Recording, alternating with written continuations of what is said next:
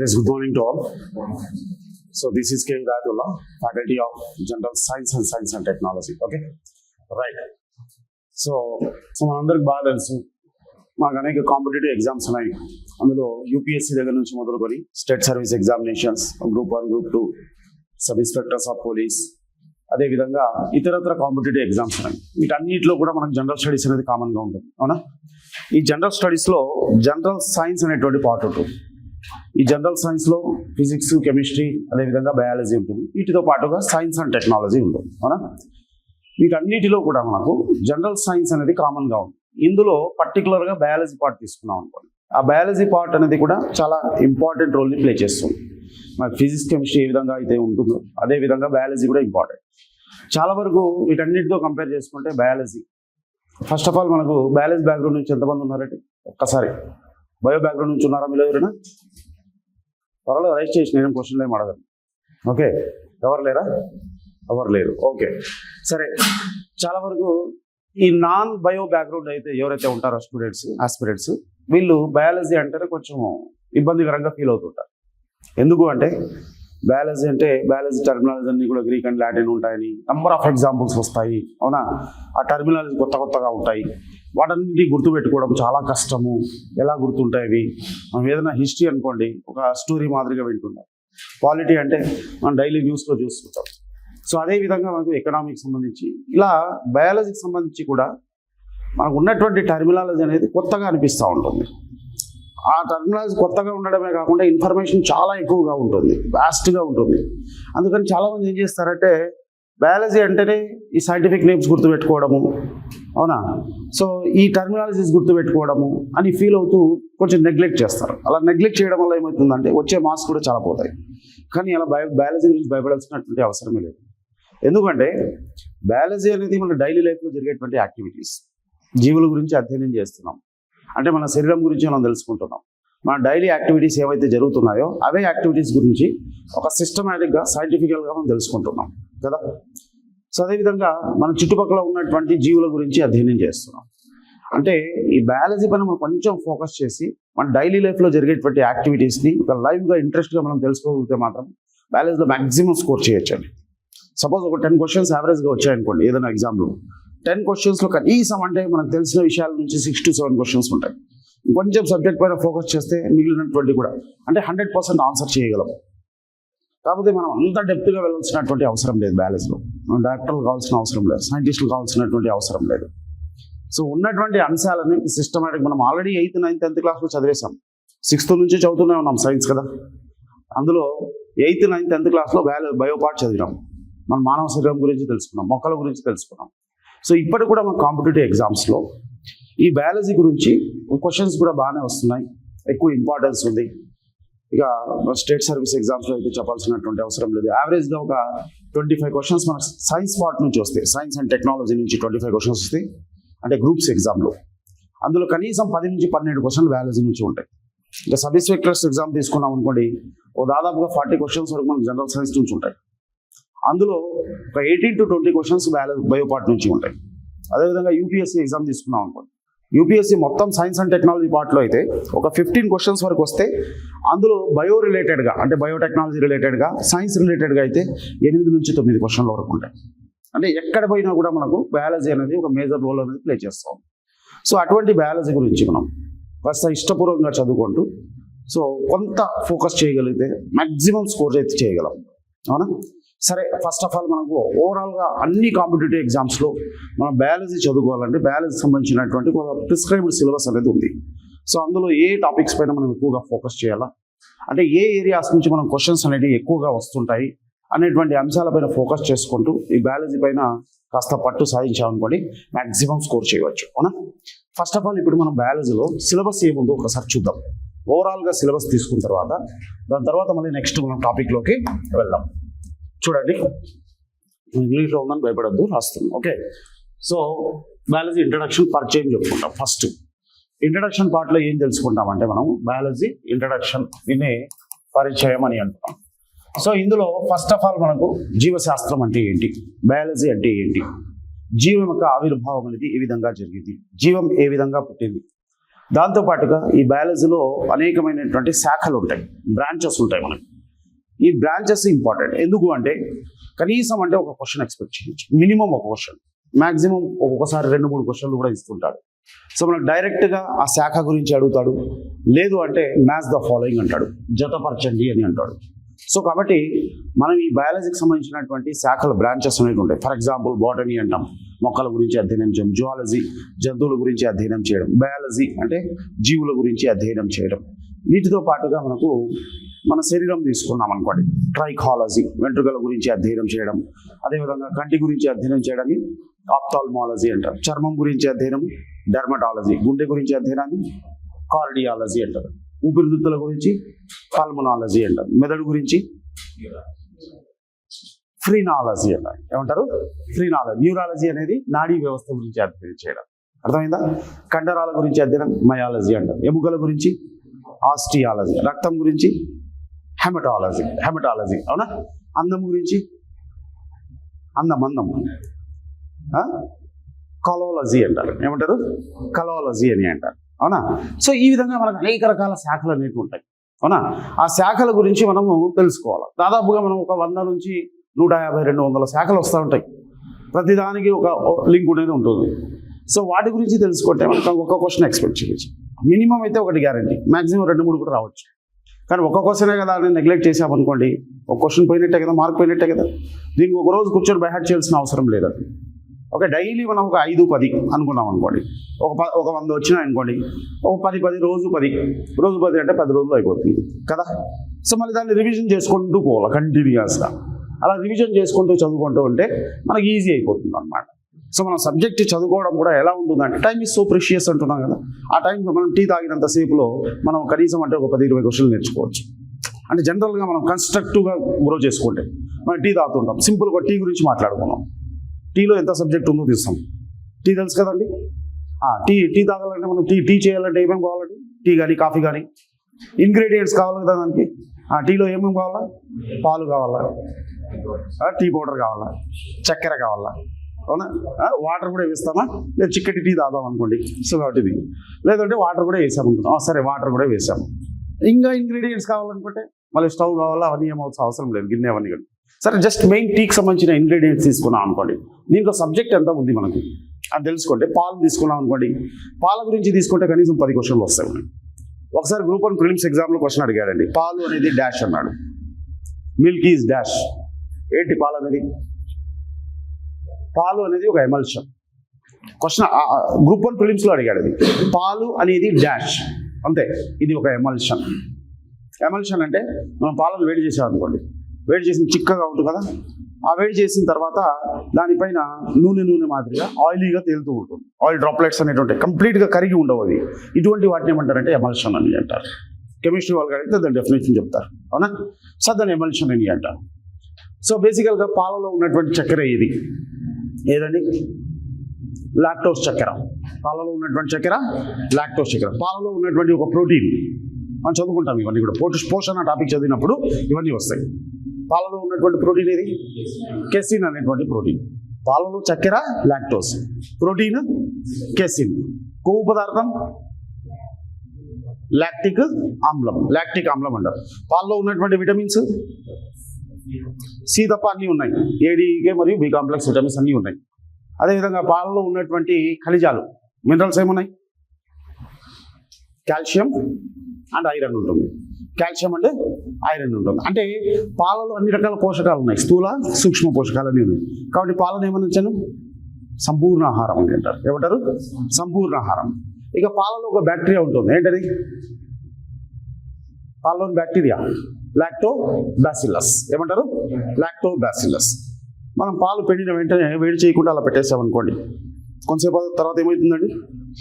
వేడి చేయకుండా పెట్టేసాం, ఫర్మెంటేషన్ అంటే పగిలిపోతుంది, పాలు పగిలిపోతుంది, అంటే పెరుగుగా మారిపోతుంది కదా. ఆ పాలు పగిలిపోవడం ఏమంటారు? కిణ్వనం అంటారు. ఏమంటారు? కిణ్వనం అని అంటారు, ఫర్మెంటేషన్ అంటారు. ఎందుకు అలా జరిగింది?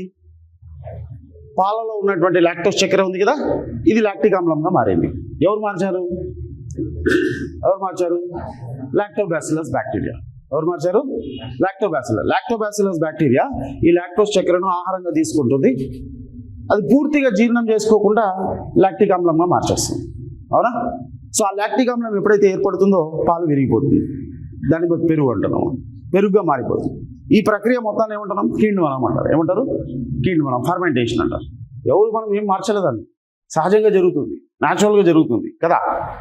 సో మనం పూర్వకాలం నుంచి చూస్తూనే ఉన్నాం పెరుగుగా మార్చడం అనేది. తోడు వేస్తామంటారు కదా, కొంచెం పెరుగు కలిపేసినాం అనుకోండి పెరుగుగా మారిపోతుంది. అవునా? సో ఇదంతా కూడా న్యాచురల్ ప్రాసెస్. ఇలాంటి ప్రక్రియలు మన చుట్టుపక్కల జరుగుతున్నాయి. ఇటువంటి ప్రక్రియల గురించి మనం అధ్యయనం చేస్తున్నాం. అవునా? సో ఆ విధంగా అంటే మనం ఒక టీ గురించి తీసుకున్నప్పుడు, పాల గురించి తీసుకున్నప్పుడు కనీసం 8-10 క్వశ్చన్లు లాగా వచ్చాయి. మనం చక్కెర గురించి తీసుకున్నాం అనుకోండి, చక్కెర గురించి తీసుకుంటే చక్కెర అనేది మనం ఎటువంటి చక్కెర వాడుతున్నామండి? సుక్రోజ్ అనేటువంటి చక్కెరని వాడుతున్నాం. దేన్ని? సుక్రోజ్. ఆ సుక్రోజ్ అనేది ఏంటది? డైసాకరైడ్. ఏంటి? డైసాకరైడ్. డైసాకరైడ్ అంటే 2 చక్కెర పరమాణువులు ఉంటాయి. గ్లూకోజ్ ఉంటుంది, అదేవిధంగా ఫ్రక్టోజ్ ఉంటుంది. అవునా? మళ్ళీ గ్లూకోజ్ని ఏమంటారు? గ్రేప్ షుగర్ అంటారు, బ్లడ్ షుగర్ అంటారు. ఫ్రక్టోజ్ని ఏమంటారు? ఫ్రూట్ షుగర్ అంటారు, హనీ షుగర్ అంటారు. హనీ షుగర్ గురించి అడిగాడు క్వశ్చన్, గ్రూప్ 2 ఎగ్జామ్లో క్వశ్చన్ అడిగాడు. ఓకే, తేనెలో ఉన్నటువంటి చక్కెర ఏది అన్నారు. తేనెలో చక్కెర ఏదండి? ఫ్రక్టోజ్ అనేటువంటి చక్కెర ఉంటుంది. హనీ షుగర్ వచ్చింది కదా క్వశ్చన్. ఈ సుక్రోజ్ చక్కెరను జీర్ణం చేసేది ఎవరండి? సుక్రేజ్. సుక్రేజ్ అనేటువంటి ఎంజైమ్ జీర్ణం చేస్తుంది. చక్కెర గురించి తీసుకుంటే ఒక 4-5 క్వశ్చన్లు వచ్చినాయి ఇక్కడ. ఇక టీ పొడి తీసుకున్నాం. టీ పొడి నుంచి ఏమైనా ఉందా? టీ పొడి ఎక్కడి నుంచి వస్తుంది మనకు? తేయాకు మొక్క నుంచి వస్తుంది. ఓకే, టీ ప్లాంట్ యొక్క లీవ్స్ నుంచి వస్తుంది, పత్రాల నుంచి వస్తుంది. అవునా? టీ మొక్క యొక్క శాస్త్రీయనామం ఏంటి? థియాసైనెన్సిస్. ఏమంటారు? థియాసైనెన్సిస్. టీలో ఉన్నటువంటి ఒక రసాయనం ఏంటి? టీలో ఉన్నటువంటి ఆల్కలైడ్ ఏంటి అంటాడు. ఇప్పుడు మనం టీ తాగిన వెంటనే 2 గంటలు క్లాస్ చెప్పినాం, బాగా బరువుటేసింది, బ్రేక్ కావాలంటారు కదా, బ్రేక్ కావాలంటారు. అలా కొంచెం అలా టీ కానీ కాఫీ కానీ మనము ఒక 10 నిమిషాలు అలా తాగేసి వచ్చామనుకోండి, మళ్ళీ రిలాక్స్ అయిపోతాము, రీజ్యూనేట్ అయిపోతాం కదా, రిలాక్స్ అవుతాం, మైండ్ అంతా రిలాక్స్ అయిపోతుంది. ఆ రిలాక్స్ కావడానికి రీజన్ ఏంటి? సైకలాజికల్గా కాదు, అది దాని యొక్క ఎఫెక్ట్ ఉంటుంది, టీ యొక్క ఎఫెక్ట్ ఉంటుంది. అంటే థీన్ అనేటువంటి ఒక ఆల్కలైడ్ ఉంటుంది అందులో, థీన్ అనేటువంటి ఒక రసాయనం ఉంటుంది. ఆ థీన్ అనేటువంటి రసాయనం, లేదంటే కాఫీ తాగామనుకో, కాఫీలో ఏముంటుంది? కెఫిన్ ఉంటుంది. కాఫీలో ఏముంటుంది? కెఫిన్. ఈ థీన్, కెఫిన్ అనేటువంటి రసాయనాలు, కెమికల్స్ ఉంటాయి కదా, అవి ఏం చేస్తాయంటే మనం ఉత్తేజపరుస్తాయి, ఎగ్జైట్ చేస్తాయి. These are acts as excitatory substances, ఉత్తేజకారులుగా పనిచేస్తాయి. అంటే ఇప్పుడు మనం టీ గురించి తీసుకుంటే టీ పొడి అనేది తేయాకు మొక్క నుంచి లభిస్తుంది.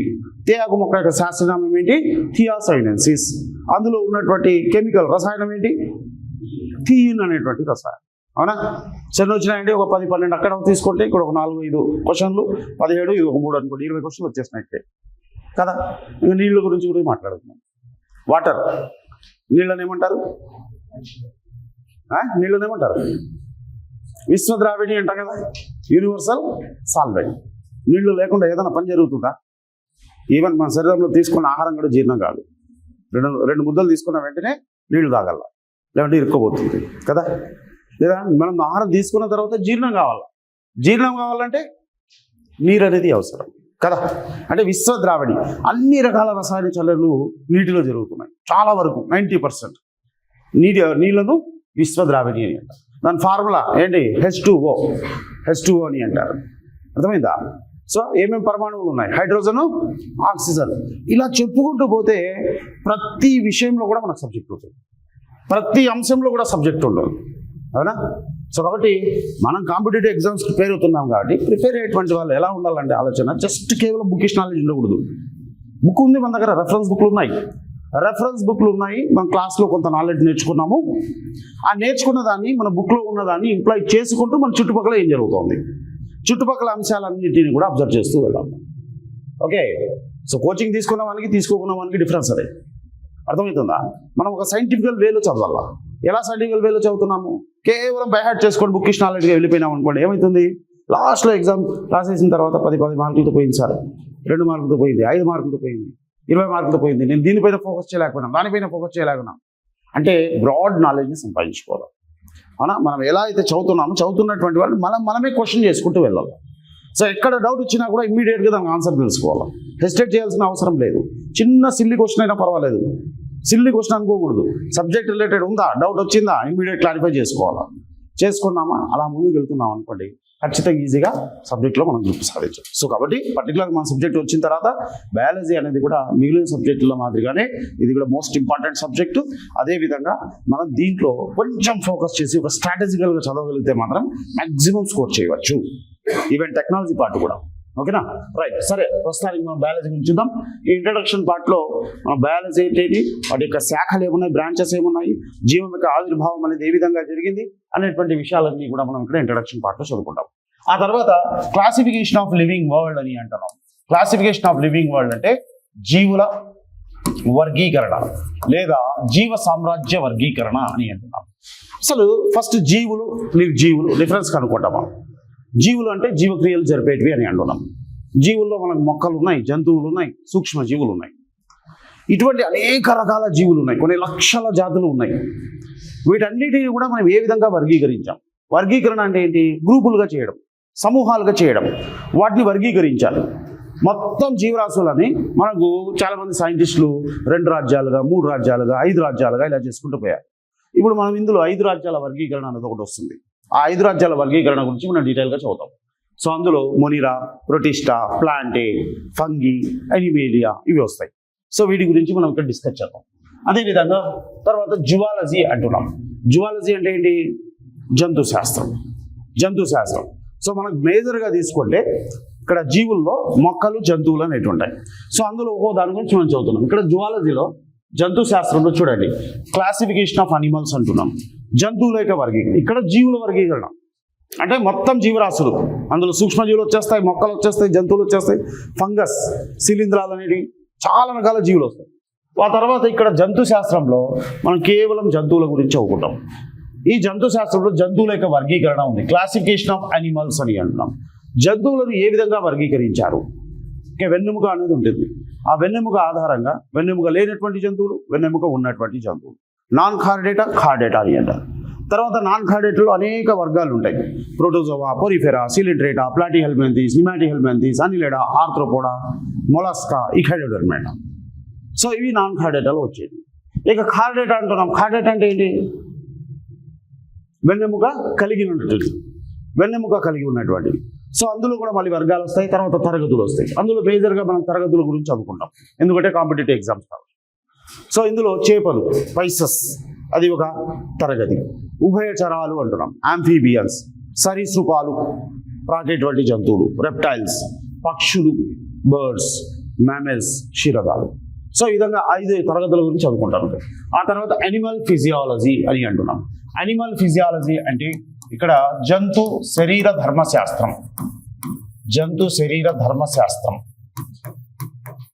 ఫిజియాలజీ అంటున్నాం. ఫిజియాలజీ అంటే ఏంటి, లైఫ్ యాక్టివిటీ అంటే జీవక్రియలు అంటే మన రోజువారీ జరిగేటువంటి చర్యలు.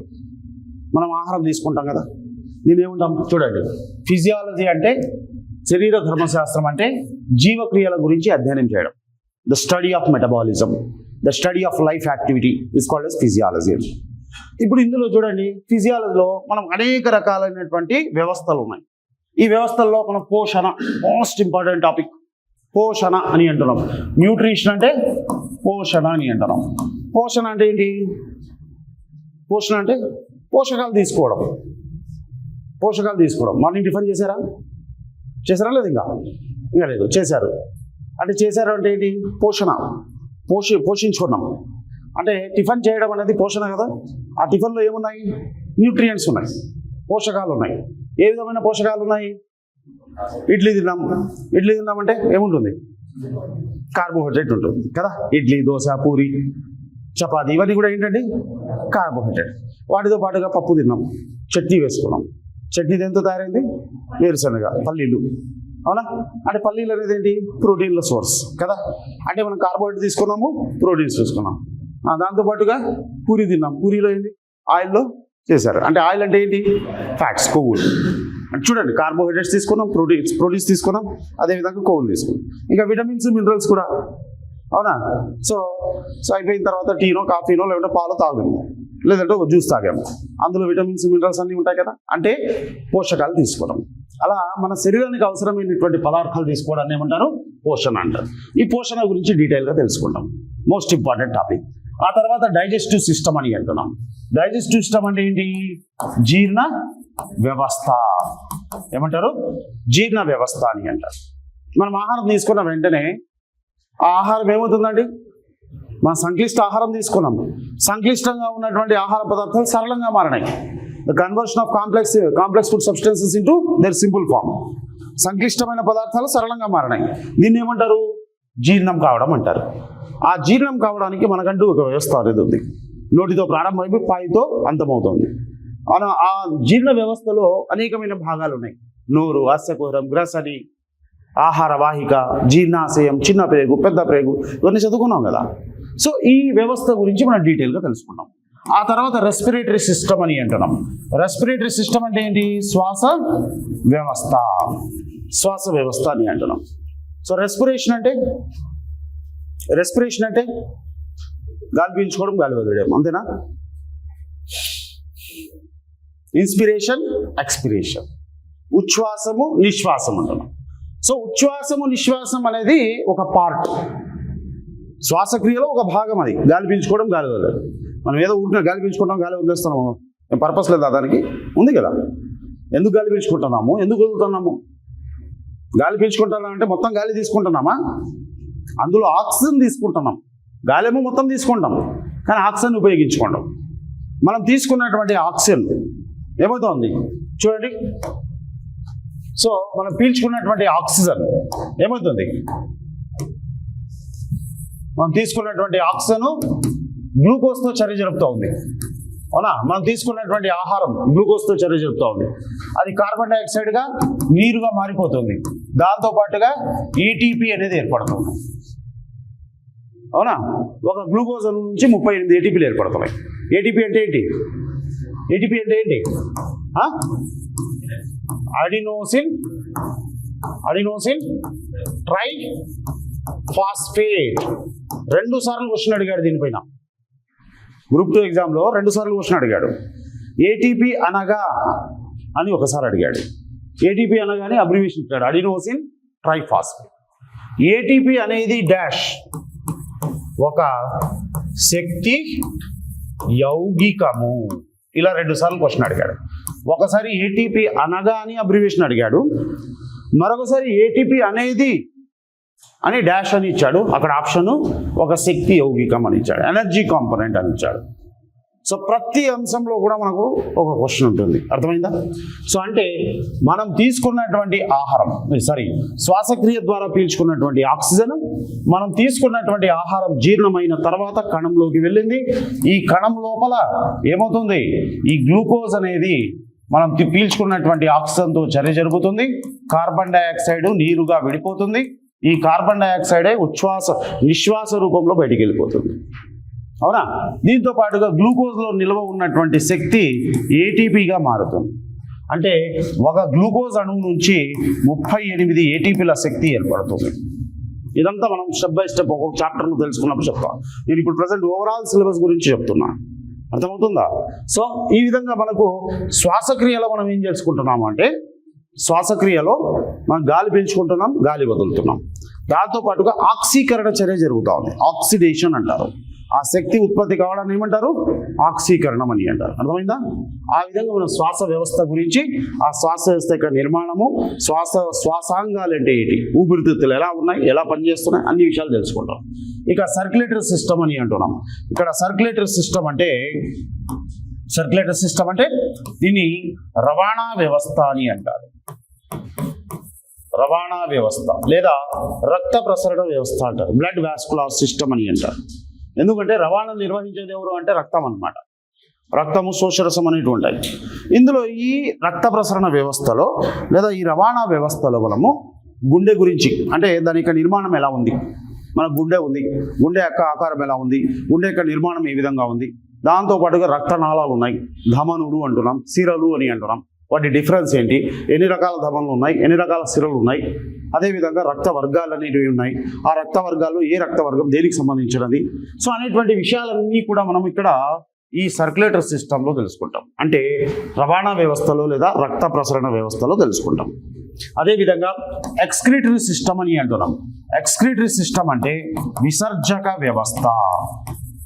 విసర్జక వ్యవస్థ అని అంటున్నాం. అంటే మన శరీరంలో వివిధ రకాల జీవక్రియలు జరుగుతున్నాయి కదా, ఆ జీవక్రియలు జరిగిన తర్వాత, జీవక్రియలు జరిగేటప్పుడు కానీ అయిపోయిన తర్వాత కానీ అనేక రకాల వ్యర్థ పదార్థాలు ఏర్పడతాయి, వేస్ట్ మెటీరియల్స్ ఏర్పడతాయి, ఉప ఉత్పన్నాలు బై ప్రోడక్ట్స్ అనేటివి ఏర్పడతాయి. ఈ వేస్ట్ ప్రోడక్ట్స్ అనేటివి మన శరీరంలో ఉంటాయి, వాటిని మనం బయటికి పంపించాలా. అలా బయటికి పంపించేటువంటి విధానమే విసర్జనం. ఆ విసర్జన గురించి, వాటి యొక్క నిర్మాణం, ఈ విసర్జనకు మనకి ఏం తోడ్పడుతున్నాయి, ముఖ్యంగా మనకు విసర్జక వ్యవస్థలో మూత్రపిండాలు అనేవి ఉంటాయి, కిడ్నీస్ అని అంటారు. ఆ మూత్రపిండాల ద్వారా వ్యర్థ పదార్థాలు అంటే రక్తం ద్వారా ఫిల్టర్ చేయబడుతుంది. రక్తం ద్వారా ఫిల్టర్ చేయబడిన తర్వాత ఎక్కడ ఫిల్టర్ అవుతుంది? ఆ రక్తం ఎక్కడ ఫిల్టర్ అవుతుంది? మూత్రపిండాలు, కిడ్నీస్లో ఫిల్టర్ అవుతుంది. ఫిల్టర్ అయిన తర్వాత వేస్ట్ మెటీరియల్స్ అంతా కూడా మూత్రం రూపంలో బయటికి వెళ్ళిపోతుంది, అవునా? అటువంటి వ్యవస్థ గురించి మనము ఇక్కడ తెలుసుకోవడం జరుగుతుంది. విసర్జక వ్యవస్థ అని అంటే దాని యొక్క నిర్మాణం ఏ విధంగా ఉంది, ఎలా పనిచేస్తుంది అనే విషయాలు. ఇక నాడీ వ్యవస్థ, నర్వస్ సిస్టమ్ అని అంటున్నాం. నర్వస్ సిస్టమ్ అంటే నాడీ వ్యవస్థ అని అంటున్నాం. సో నాడీ వ్యవస్థ అనేది ఏంటండి? మనకు నియంత్రణ సమన్వయం చేసేటువంటి వ్యవస్థ, నియంత్రించేటువంటి వ్యవస్థ. సింపుల్గా చెప్పాలంటే నేను ఇప్పుడు మీకు క్లాస్ చెప్తున్నాను, అవునా? నేను చెప్పిన అంశాలని మీరు వింటున్నారు, విన్న తర్వాత అర్థం చేసుకుంటున్నారు, మెమరైజ్ చేసుకుంటున్నారు, జ్ఞాపకం పెట్టుకుంటున్నారు, వీలైనప్పుడు దాన్ని అనలైజ్ చేసుకుంటున్నారు, విశ్లేషణ చేసుకుంటున్నారు కదా. మీరు అబ్జర్వ్ చేస్తున్నారు, అబ్జర్వ్ చేసిన విషయాల్ని గ్రహిస్తున్నారు, గ్రహించిన తర్వాత మీ మెదడులో మెదలుతుంది, విశ్లేషణ జరుగుతుంది. ఆ తర్వాత వాటిని మెమరైజ్ చేసుకుంటున్నారు, జ్ఞాపకం చేసుకుంటున్నారు, అవునా? ఇదంతా మన నాడీ వ్యవస్థ ఆధ్వర్యంలో ఉంది. లేదా సింపుల్గా మనం ఏదైనా ఒక వేడి వస్తువుని టచ్ చేసాం, వేడి వస్తువుని టచ్ చేసిన వెంటనే ఏం చేస్తామండి? చూస్తూ ఉంటామా? వెంటనే లాగేస్తాం కదా, వెంటనే లాగేసినాం. ఆ వెంటనే లాగడం అనేది రిఫ్లెక్స్ యాక్షన్ అనమాట, ప్రతీకార చర్య. వేడి తగిలిన వెంటనే చెవికి లాగాము, అంత ఫాస్ట్గా అంత క్విక్గా మనం చేస్తున్నాము అంటే అది నాడీ వ్యవస్థ యొక్క చలనం, నాడీ వ్యవస్థ ద్వారానే జరుగుతుంది. అర్థమైందా? సో మనకు కొట్టారనుకుంటే ఎవరంటారు, కొట్టిన వెంటనే రెండు చర్యలు జరుగుతాయి. ఏంటవి? వెంటనే తిరిగి కొట్టడం కానీ, లేదంటే దెబ్బతిని ఏడ్చుకుంటూ పక్క పోయి కూడా, రెండు ఏదైనా జరుగుతాయి కదా. సో అంటే మనకు ఎవరైనా కొట్టిన వెంటనే బాధ కలిగింది, వెంటనే మనము రియాక్షన్ చూపించాం. ఆ రియాక్షన్ చూపించడం కూడా నాడీ వ్యవస్థ యొక్క ఆధీనమే. అంటే మన శరీరంలో ఉన్నటువంటి అన్ని రకాల అవయవ వ్యవస్థలన్నీ కూడా ఈ నాడీ వ్యవస్థ యొక్క ఆధీనంలో ఉంటాయి. అటువంటి వ్యవస్థ గురించి ఏ విధంగా ఉంది, ఏముంది నిర్మాణం అనేది కూడా చదువు. ఆ తర్వాత ఎండోక్రైన్ సిస్టమ్ అని అంటారు. ఎండోక్రైన్ సిస్టమ్ అంటే అంతఃస్రావిక వ్యవస్థ అని అంటారు. అంతఃస్రావిక వ్యవస్థ అంటే మన శరీరంలో కొన్ని ప్రత్యేకమైనటువంటి గ్రంథులు ఉంటాయి, వాటిని అంతఃస్రావిక గ్రంథులు అంటారు. ఆ అంతఃస్రావిక గ్రంథుల నుంచి కొన్ని రసాయనాలు, కెమికల్స్ ఏర్పడతాయి, వాటిని మనం హార్మోన్స్ అని అంటారు. ఏమంటారు? హార్మోన్స్ అంటారు.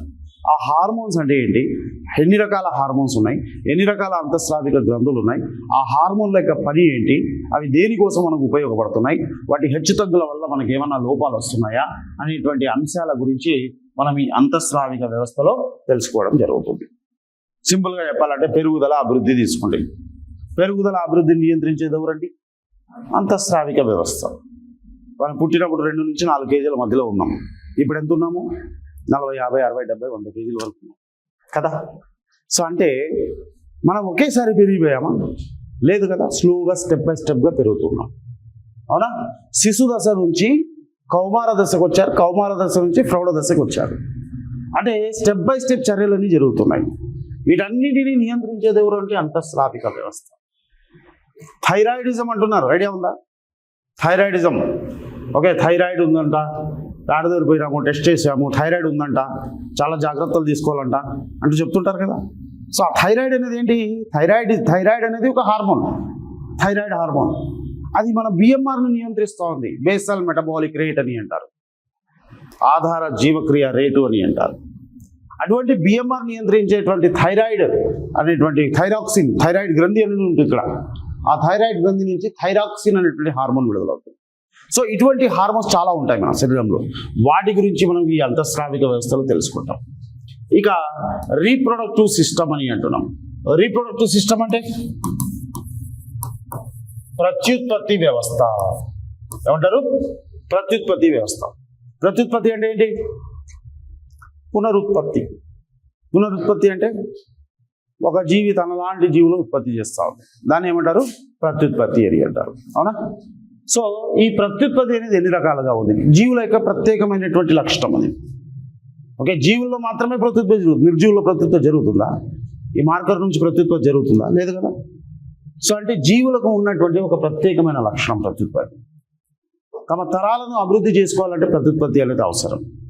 పర్పిట్యుయేషన్ ఆఫ్ లైఫ్ అంటారు, కంటిన్యూయేషన్ ఆఫ్ రేస్ అని అంటాం. సో ఈ ప్రత్యుత్పత్తి ద్వారానే ఒక జీవి తన లాంటి జీవులను ఉత్పత్తి చేస్తుంది.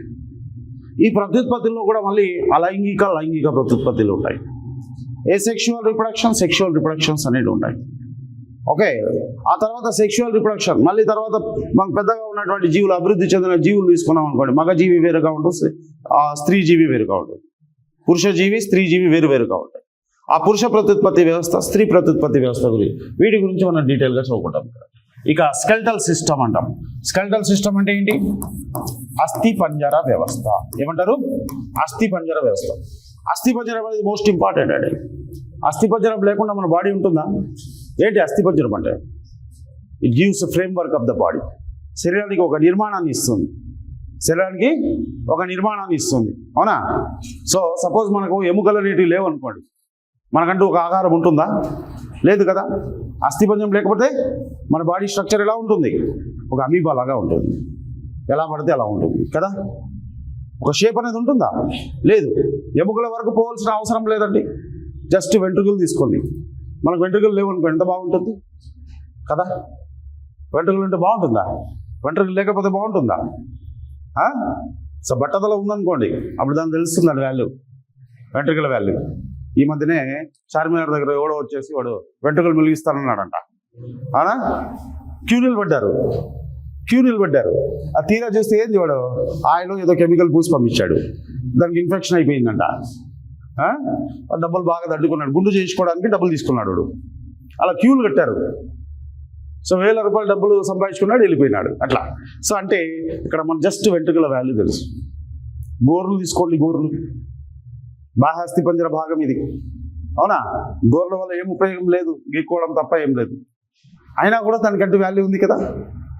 పళ్ళు ఉన్నాయి మనకు, పళ్ళు లేవనుకోండి, ముందరున్న 2 పళ్ళు పోయినాయి అనుకోండి, అప్పుడు దాని వాల్యూ తెలుస్తుంది కదా. సో అంటే మనకు అస్థిపంజరం అనేది ఒక శరీర నిర్మాణానికి ఉపయోగపడుతుంది. మన చలనం నడవగలుగుతున్నామంటే అస్థిపంజరం వ్యవస్థ, కండర వ్యవస్థ రెండు కలిపి కదా. సో అటువంటి అస్థిపంజరం గురించి మనం డీటెయిల్గా తెలుసుకుంటాం. స్కెల్టల్ సిస్టమ్ అంటారు. ఇక సెన్స్ ఆర్గాన్స్ అని అంటాం. సెన్స్ ఆర్గాన్స్ అంటే జ్ఞానేంద్రియాలు. ఓకే, కన్ను, ముక్కు, చెవులు, నాలుక, చర్మము, ఇవన్నీ కూడా జ్ఞానేంద్రియాలు కదా. సో వీటి గురించి అంటే చూడండి, ఇక్కడ మనకి అనిమల్ ఫిజియాలజీలో మనము శరీరం యొక్క నిర్మాణము, అందులో ఏ విధమైనటువంటి చర్యలు జరుగుతున్నాయి, జీవక్రియలు జరుగుతున్నాయి అనేటువంటి అంశాలన్నిటినీ కూడా మనం ఇక్కడ డీటెయిల్గా తెలుసుకుంటాం. అర్థమైందండి? సో ఇది జంతు శాస్త్రం అనమాట, జంతువుల గురించి అధ్యయనం చేసేటువంటి శాస్త్రం. ఇంకా అదేవిధంగా మనకు వృక్ష శాస్త్రం అనేది ఉంది. వృక్ష శాస్త్రము అంటే మొక్కలకు సంబంధించినటువంటి అధ్యయనం. అవునా? జంతువులతో పాటుగా మనకు మొక్కలు ఉన్నాయి. సో వీటిని మనము బోటనీ అంటాము, దీన్ని వృక్ష శాస్త్రం అని అంటారు. ఇక్కడ వృక్ష శాస్త్రంలో కూడా క్లాసిఫికేషన్ ఆఫ్ ప్లాంట్స్ అని అంటాం, మొక్కల యొక్క వర్గీకరణ. మొక్కల్లో కూడా మనకు చాలా రకాల మొక్కలు ఉన్నాయి కదా. కొన్ని పుష్పాలు ఇస్తాయి, కొన్ని పుష్పాలు ఇవ్వవు. అంటే పుష్పించని మొక్కలు, పుష్పించే మొక్కలు, అలా 2 రకాలుగా విభజించుకున్నాం. పుష్పించని మొక్కల్లో మళ్ళీ థాలోఫైటా, బ్రయోఫైటా, టెరిడోఫైటా. పుష్పించే మొక్కల్లో వివృత బీజాలు, ఆవృత బీజాలు. సో ఒక్కొక్క దాని గురించి మనం డీటెయిల్గా తెలుసుకుందాము. సో ఆ విధంగా క్లాసిఫికేషన్ ఆఫ్ ప్లాంట్స్. ఆ తర్వాత ప్లాంట్ మార్ఫాలజీ, దీన్ని వృక్ష స్వరూప శాస్త్రం అని అంటారు. ఏమంటారు? వృక్ష స్వరూప శాస్త్రం అంటే morphology, study of external features, బాహ్య లక్షణాల గురించి తెలుసుకోవడం. అంటే మొక్కలలో వేర్లు, కాండము, పత్రాలు, పుష్పము, పరాగ సంపర్కం, ఫలాలు ఇవన్నీ ఉంటాయి. వీటన్నిటి గురించి మనము వృక్ష స్వరూప శాస్త్రంలో తెలుసుకుందాం. వేరు, కాండం, పత్రాలు, పుష్పాలు, పరాగ సంపర్కం,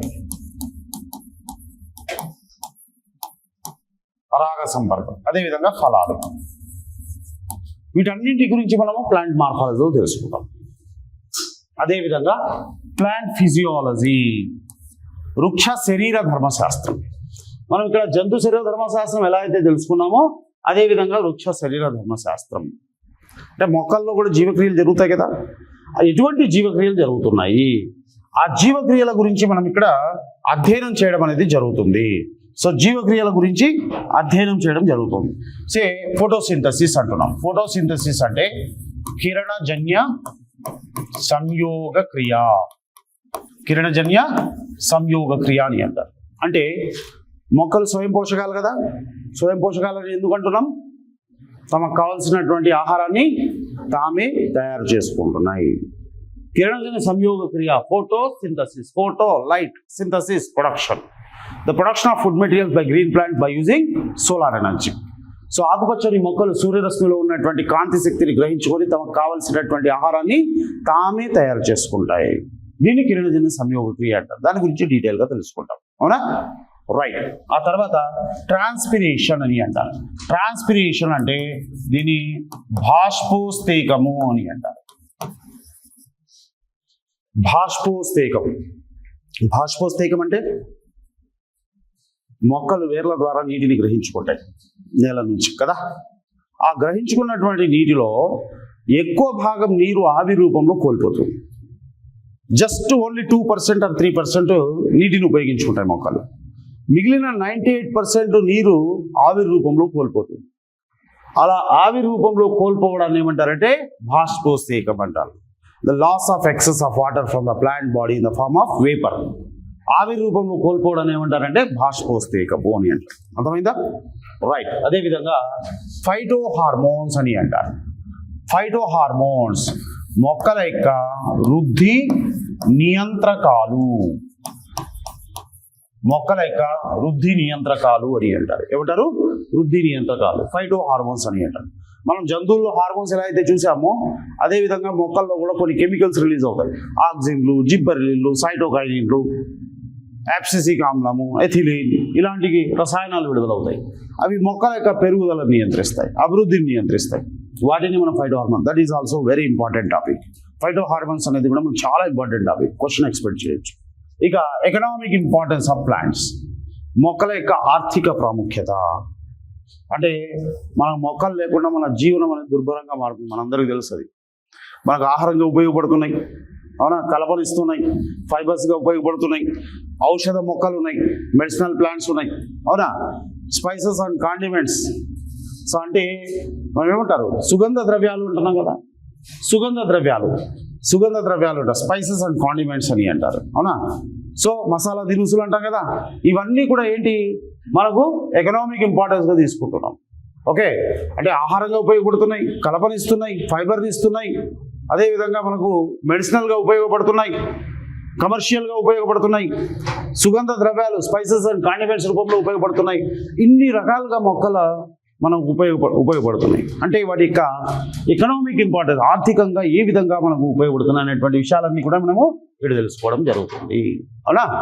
ఆ తర్వాత సెల్ బయాలజీ అని అంటున్నాం. చూడండి, సెల్ బయాలజీ దీన్ని కణజీవ శాస్త్రం అంటారు, జెనెటిక్స్ జన్యు శాస్త్రము, ఎవల్యూషన్ జీవ పరిణామ శాస్త్రము, పాథాలజీ వ్యాధి విజ్ఞాన శాస్త్రం అని అంటారు, వ్యాధి విజ్ఞాన శాస్త్రం అని అంటారు. Okay, right. ఇప్పుడు మనం చూడండి, ఇక్కడ సెల్ బయాలజీ అని అంటున్నాం, కణశాస్త్రం అని అంటున్నాం. సో కణశాస్త్రం అంటే ఇక్కడ మనం కణాల గురించి అధ్యయనం చేయడం, కణం గురించి అధ్యయనం చేస్తున్నాం, కణం యొక్క నిర్మాణం గురించి అధ్యయనం చేస్తున్నాం, కణం లోపల ఏమేమి ఉన్నాయి, కణం అంటే ఏంటి అసలు, జీవి యొక్క నిర్మాణాత్మక క్రియాత్మక ప్రమాణం అని అంటున్నాం. అవునా?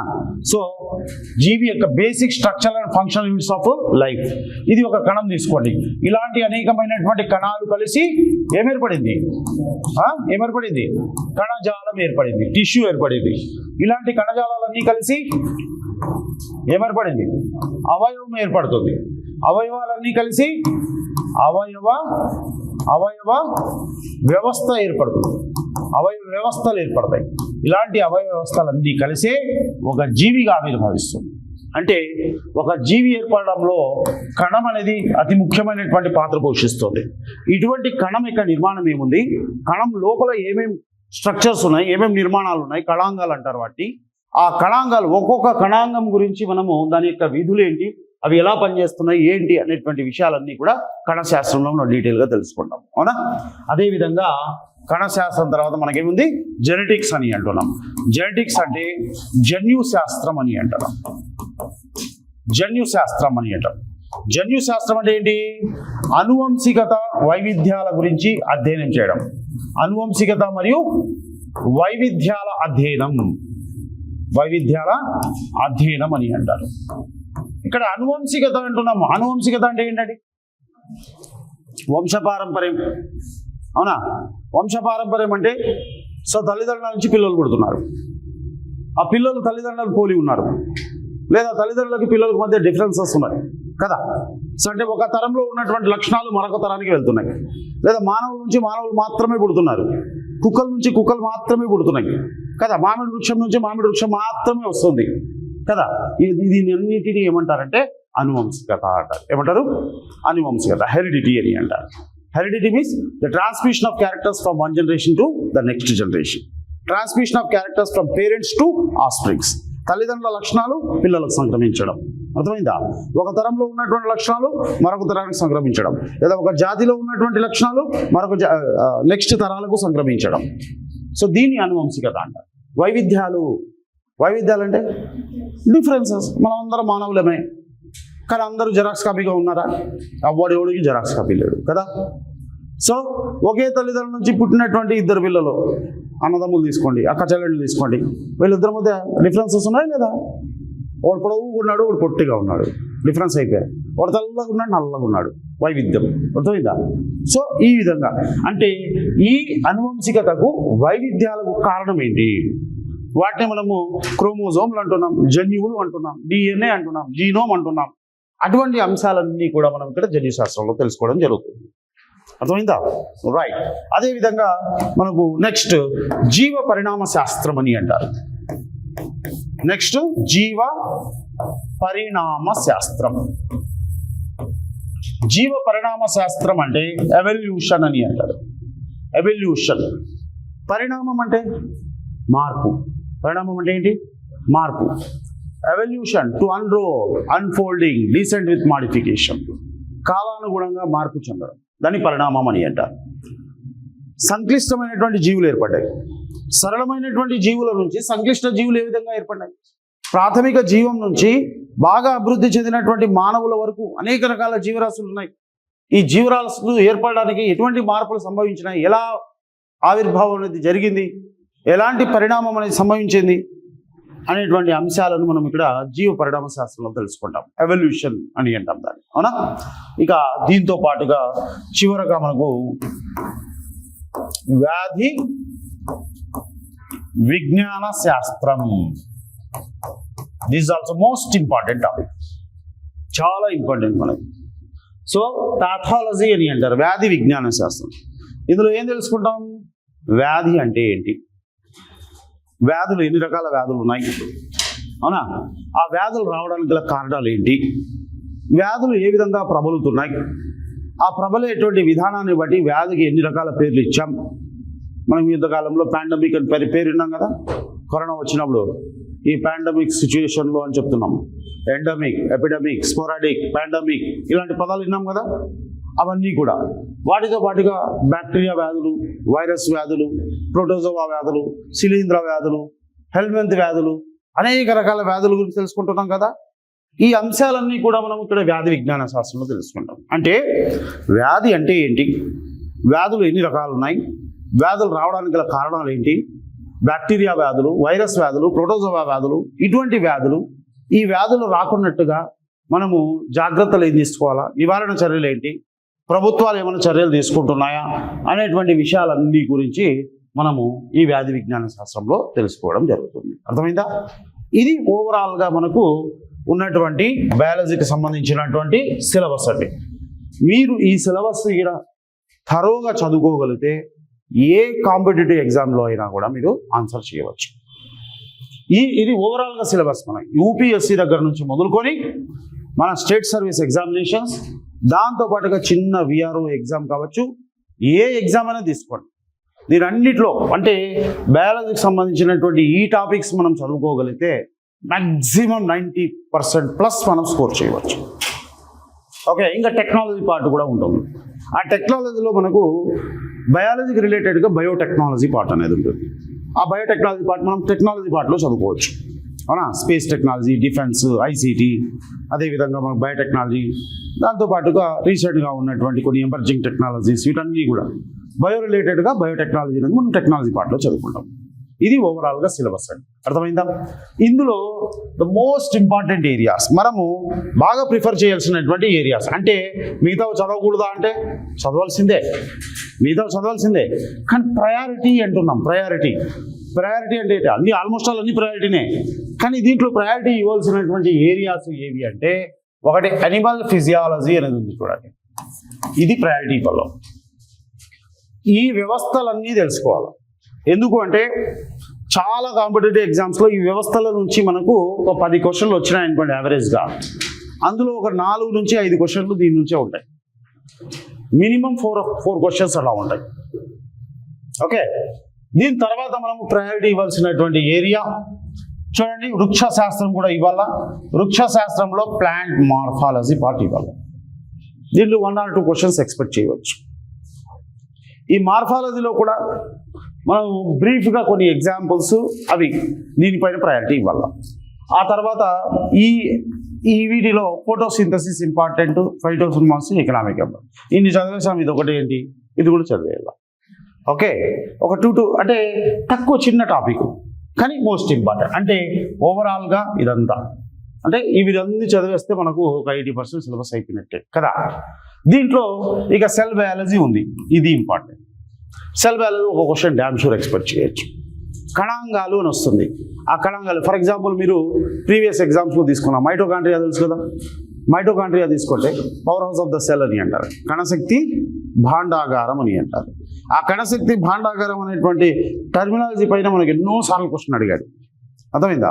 అదొకటి. లేదు అంటే కణాంగాలు ఇస్తాడు. సో కణాంగాలు ఇచ్చి వాటి ప్రత్యేకతలు మ్యాచ్ ద ఫాలోయింగ్ అంటాడు, జతపరచండి అంటాడు. సరికానిది ఏది, సరి అయినది ఏంటి, ఆ విధంగా క్వశ్చన్ అడుగుతాడు. అవునా? సో కాబట్టి కణశాస్త్రం ఇంపార్టెంట్. ఇక జెనెటిక్స్, ఎవల్యూషన్ అనేది జస్ట్ బ్రీఫ్గా కొన్ని టర్మినాలజీస్, కొన్ని ఇంపార్టెంట్ టర్మినాలజీ గుర్తుపెట్టుకోవాలి. క్వశ్చన్ అడగచ్చు, అడగకపోవచ్చు.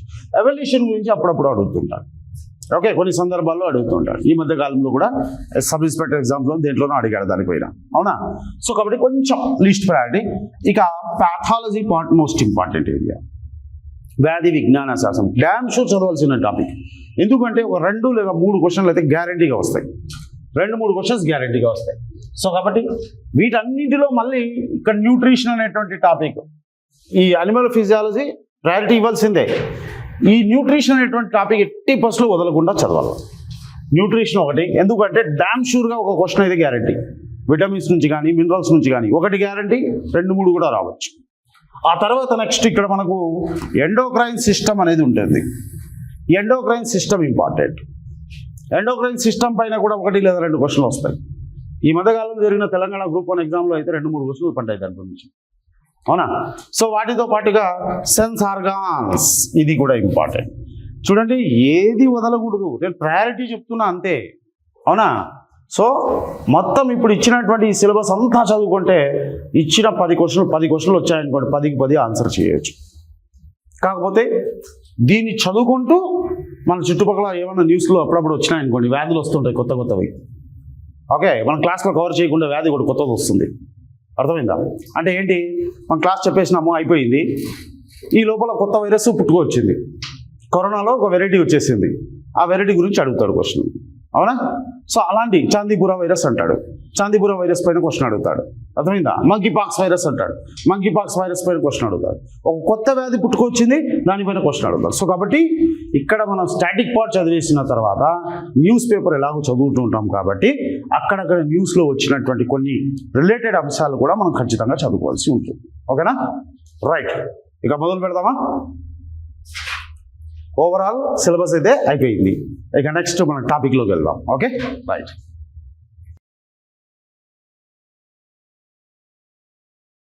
ఫస్ట్ మనము బయాలజీ ఇంట్రడక్షన్ గురించి చూస్తాం. బయాలజీ జీవశాస్త్రం అని అంటారు. జీవశాస్త్రం,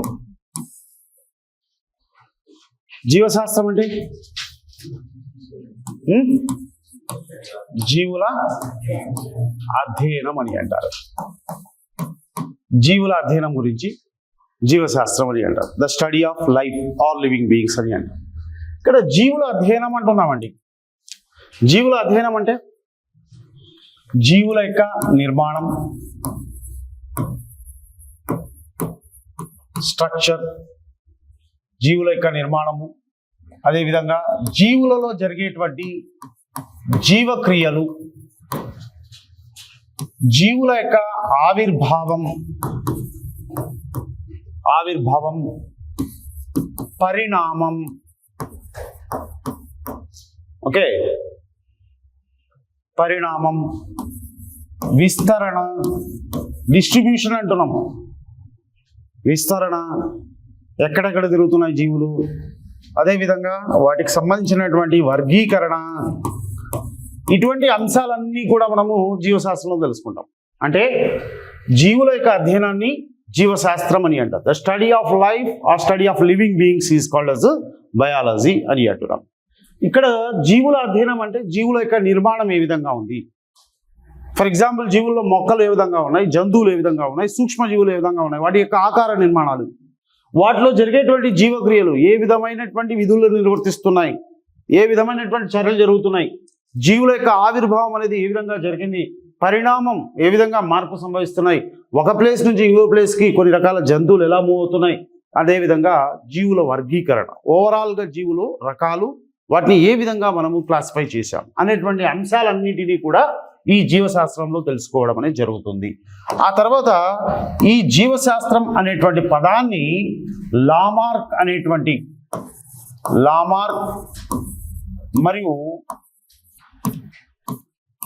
రివరేనస్ అనేటువంటి శాస్త్రవేత్తలు ప్రతిపాదించారు. మెయిన్గా లామార్క్ గుర్తుపెట్టుకోండి. ఈ జీవశాస్త్రం అనేటువంటి పదము గ్రీకు భాషకు చెందింది. గ్రీకు భాషా పదం. గ్రీకు భాషలో బయోస్ అంటే జీవం అని అర్థం, లాగోస్ అంటే అధ్యయనం అని అర్థం. సో గ్రీకు భాష పదం అనేది గుర్తుపెట్టుకోండి. ఎవరు ప్రతిపాదించారు? లామార్క్ ప్రతిపాదించాడు. జీవశాస్త్రం అనేటువంటి పదాన్ని లామార్క్ ప్రతిపాదించాడు. ఇది గ్రీకు భాషకు సంబంధించినటువంటి పదము. గ్రీకులో బయోస్ అంటే జీవము, లాగోస్ అంటే అధ్యయనము అని అర్థం అన్నమాట. అవునా? రైట్. సో బేసికల్గా ఈ జీవశాస్త్రానికి సంబంధించినటువంటి ఇన్ఫర్మేషన్ మనకు, ఓకే, జీవశాస్త్రానికి సంబంధించినటువంటి ఇన్ఫర్మేషన్ అనేక మంది శాస్త్రవేత్తలు, అరిస్టాటిల్ మొదటిగా అరిస్టాటిల్ జీవులను వర్గీకరించడానికి ప్రయత్నించాడు. ఆ తర్వాత మన భారతదేశంలో చరక సంహిత అనేటువంటి గ్రంథాన్ని రచించాడు. సో అతను కూడా కొన్ని వందల వృక్షాలను వర్గీకరించడం అనేది జరిగింది. ఈ జీవశాస్త్రానికి సంబంధించినటువంటి జ్ఞానం అనేది ఉంది చూడండి మనకు. సో బేసికల్గా ఒక క్రీస్తు పూర్వం 4000 సంవత్సరాల కాలంలో 4000 BC ఆ టైంలోనే మనకు ఈజిప్షియన్స్ కానీ అసీరియన్స్ కానీ వీళ్ళ నాగరికతలు చదువుకుంటాం మనం. ఆ టైంలో వాళ్ళు దానికి సంబంధించినటువంటి సమాచారాన్ని చిత్రాల రూపంలో భద్రపరుచుకునేటువంటి వాళ్ళు. ఏ రూపంలో? చిత్రాల రూపంలో. ఆ చిత్రాలను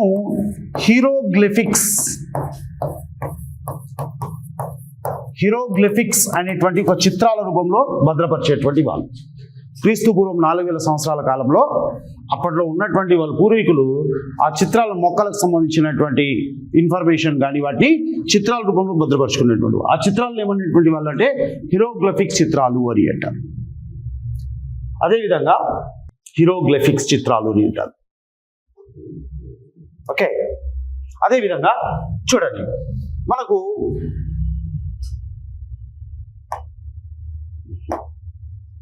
ఓకే. సో అదేవిధంగా మన భారతదేశంలో అనేక రకాలైనటువంటి పురాణాలు ఉన్నాయి. ఫర్ ఎగ్జాంపుల్ అథర్వణ వేదం తీసుకున్నాం అనుకోండి. అథర్వణ వేదం, ఈ అథర్వణ వేదం తీసుకుంటే క్రీస్తు పూర్వం 2000 సంవత్సరంలో రాయబడినటువంటి అథర్వణ వేదం తీసుకుంటే ఇందులో ఔషధ మొక్కల గురించి పేర్కోవడం జరిగింది. ఔషధ మొక్కలు వాటి యొక్క ఉపయోగాలు ఏమున్నాయి వాటి గురించి మనం పేర్కోవడం జరిగింది. అదేవిధంగా పరాశరుడు, చరకుడు నాడు, చరకుడు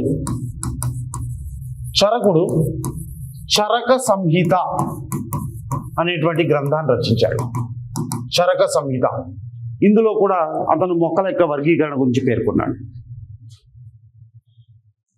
అదేవిధంగా పరాశరుడు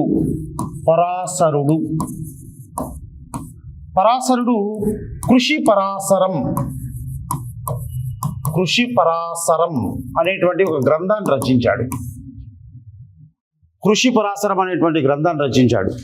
సో ఈ కృషి పరాశరం అనేటువంటి గ్రంథంలో మొక్కలకు సంబంధించిన బాహ్య అంతర లక్షణాల గురించి పేర్కొన్నాడు.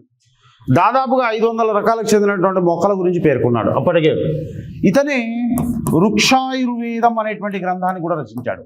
వృక్షాయుర్వేదం, ఇవి గుర్తుపెట్టుకోండి, జస్ట్ ఇన్ఫర్మేషన్. పరాశరుడు కృషి పరాశరం రచించాడు, అదేవిధంగా వృక్షాయుర్వేదం అనేటువంటి గ్రంథాలు రచించాడు. ఈ వృక్షాయుర్వేదం అనేటువంటి గ్రంథాల్లో దాదాపుగా 14 రకాల అడవుల గురించి పేర్కొన్నాడు. 14 డిఫరెంట్ టైప్స్ ఆఫ్ ఫారెస్ట్. అదేవిధంగా మొక్కల యొక్క బాహ్య అండ్ అంతర లక్షణాల గురించి తెలపడం జరిగింది. అంటే మన భారతదేశంలో తీసుకుంటే ఈ విధంగా మనకు అనేక రకాల గ్రంథాలు ఉన్నాయి. వాటికి సంబంధించినటువంటి సమాచారం కూడా ఇటువంటి గ్రంథాల్లో జీవులకు సంబంధించిన సమాచారం పేర్కొబడింది. అదేవిధంగా ఒక గ్రీకు ఫిజిషియన్ ఉన్నాడు, హిప్పోక్రేట్స్ అని అంటారు.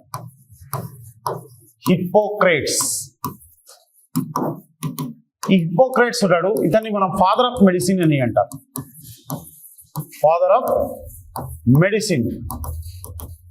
వైద్య శాస్త్ర పితామహుడు అని అంటాం. Hippocrates father of medicine. ఇతను మానవ వ్యాధులకు సంబంధించి మొదటిసారిగా పేర్కొన్నాడు. ఈ మానవ వ్యాధులకు సంబంధించి మొదటిసారిగా పేర్కొన్నది ఎవరంటే హిప్పోక్రేట్స్ అన్నమాట. ఓకే. సో ఇలా అనేక మంది శాస్త్రవేత్తల యొక్క కృషి ఫలితమే ప్రస్తుతం మనం చదువుతున్నటువంటి బయాలజీ, ప్రస్తుతం మనం చదువుతున్నటువంటి జీవశాస్త్రం. ప్రజెంట్ ఈ జీవశాస్త్రంలో అనేకమైనటువంటి మార్పులు సంభవించాయి, అభివృద్ధి అనేది సంభవిస్తుంది. దాని యొక్క ఫలితమే బయోటెక్నాలజీ. దాన్ని జీవ సాంకేతిక శాస్త్రం అని అంటారు. అంటే ప్రస్తుతము జీవశాస్త్రంలో వస్తున్నటువంటి అభివృద్ధి మూలన మనకు జీవ సాంకేతిక శాస్త్రం అనేది అభివృద్ధి చెందింది, బయోటెక్నాలజీ అనేది అభివృద్ధి చెందింది. ప్రస్తుతం ఈ బయోటెక్నాలజీ అనేది అనూహ్య వేగంతో అభివృద్ధి చెందుతున్నటువంటి ఒక జీవశాస్త్ర శాఖ అన్నమాట.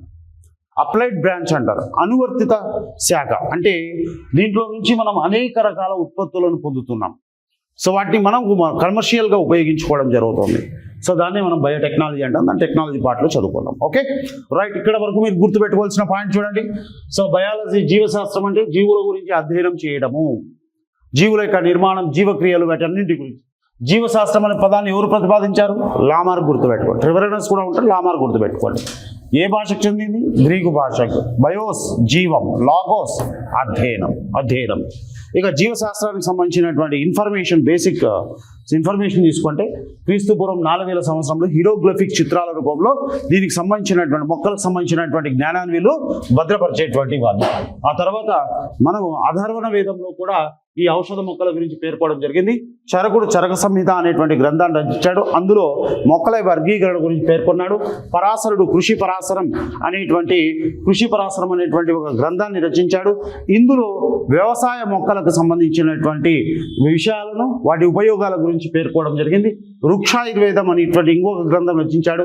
అందులో దాదాపు 14 రకాల అడవుల గురించి, వాటి ఉపయోగాల గురించి, మొక్కల యొక్క బాహ్య అంతర లక్షణాల గురించి పేర్కోవడం జరిగింది. అదేవిధంగా హిప్పోక్రేట్స్ ఉన్నాడు, మొదటిసారిగా మానవులకు సంబంధించినటువంటి వ్యాధుల గురించి పేర్కొన్నాడు.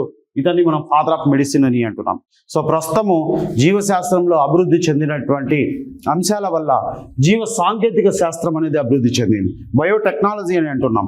ప్రస్తుతం ఈ బయోటెక్నాలజీ ద్వారా మానవుడు తనకు అవసరమైనటువంటి అనేక రకాల ఉత్పత్తులను పొందుతున్నాడు. తనకు వస్తున్నటువంటి వివిధ రకాల వ్యాధులను నయం చేసుకోవడానికి కోసము కావలసిన మెడిసిన్స్ని, ఔషధాలను తయారు చేసుకోవడం, వ్యాక్సిన్స్ అని అంటున్నాం, టీకాలు అని అంటున్నాం, రీకాంబినెంట్ టీకాలు అంటాం, ఆధునిక టీకాలు, ఇటువంటి వాటిని ఉత్పత్తి చేయడం అనేది జరుగుతుంది. ఈ విధంగా మనకు బయోటెక్నాలజీ అనేది ప్రస్తుతము అనూహ్యంగా అభివృద్ధి చెందుతూ మానవునికి సంబంధించినటువంటి అనేక రకాల సమస్యలను పరిష్కరించడంలో ప్రస్తుతం తోడ్పడడం జరుగుతుంది. అర్థమైందా? రైట్. ఇక మనము ఈ బయాలజీ తీసుకున్నాం అనుకోండి, బయాలజీ జీవశాస్త్రం తీసుకున్నాం. ఈ జీవశాస్త్రాన్ని 2 శాఖలుగా మనము విభజించుకోవడం జరిగింది. ముఖ్యంగా జీవశాస్త్రంలో 2 శాఖలు ఉన్నాయి. ఏంటవి? ఒకటి వృక్షశాస్త్రం, దీన్నే మనం బోటనీ అని అంటారు. అదేవిధంగా జంతుశాస్త్రం, దీన్ని జువాలజీ అని అంటారు.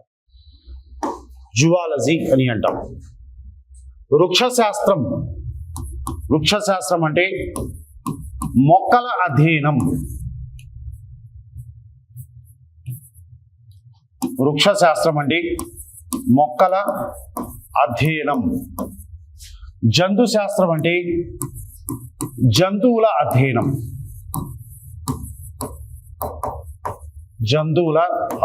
అని అంటారు. వృక్షశాస్త్రం మొక్కల అధ్యయనం, జంతుశాస్త్రం జంతువుల అధ్యయనం. ఓకే. సో ఓవరాల్గా మనకు జీవులు అన్నాం. జీవులు అంటే జీవక్రియలు జరిపేటివి అని చెప్పాం. సో జీవక్రియలు అంటే ఏంటి? పోషణ తీసుకున్నాం, ఇది ఒక రకమైన జీవక్రియ. పెరుగుదల, అభివృద్ధి జీవక్రియ. ప్రత్యుత్పత్తి జీవక్రియ. చలనము జీవక్రియ. అర్థమైందా? ఈ జీవక్రియలు అనేవి కేవలం జీవుల్లో మాత్రమే ఉంటాయి, నిర్జీవులలో ఉండవు. అవునా? సరే, ఈ జీవులలో కూడా స్థూలంగా మనం 2 రకాల జీవులు ఉన్నాయి. అవి ఒకటి మొక్కలని, రెండవది జంతువులు అని. వీటితో పాటుగా సూక్ష్మ జీవులు కూడా ఉంటాయి. అర్థమైందా? రైట్. ఇక్కడ మనం ఒకసారి మొక్కలు జంతువులకు మధ్య ఉన్నటువంటి భేదాల గురించి తీసుకుందాం.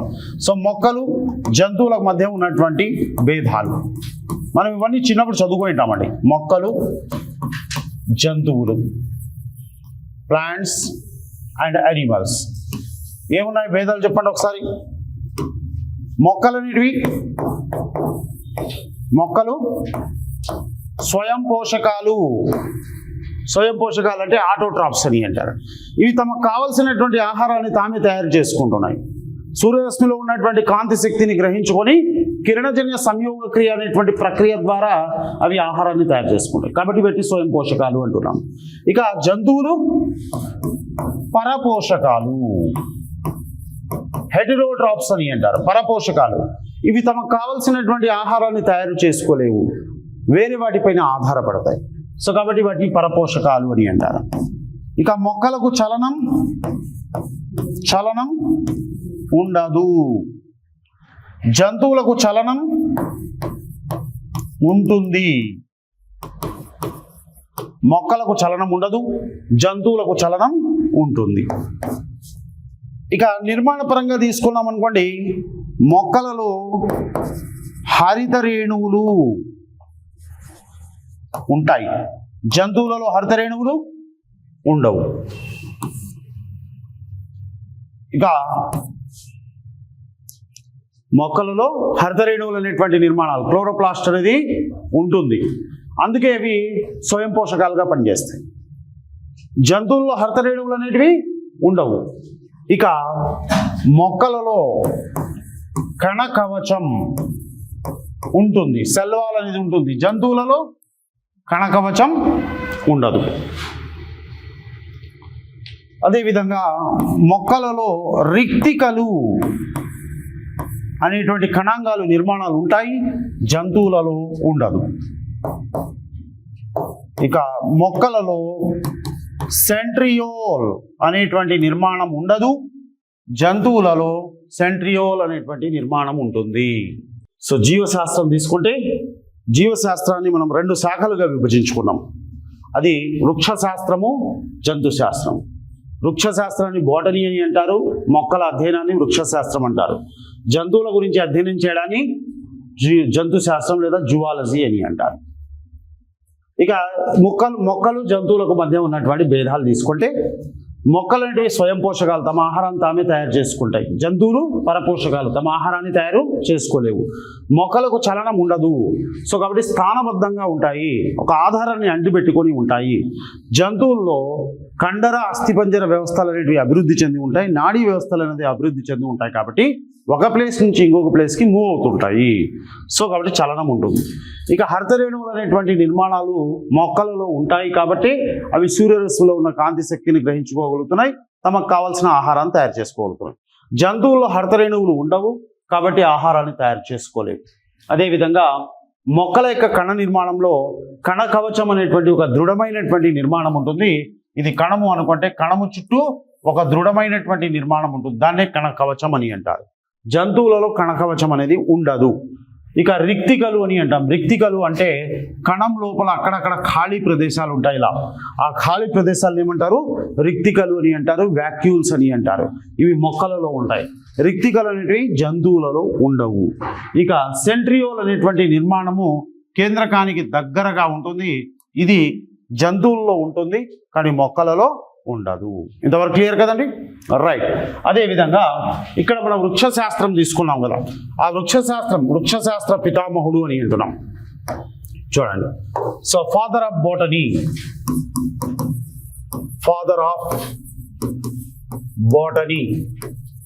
వృక్షశాస్త్ర పితామహుడు. అదేవిధంగా వృక్షశాస్త్ర పితామహుడు థియోఫ్రాస్టస్.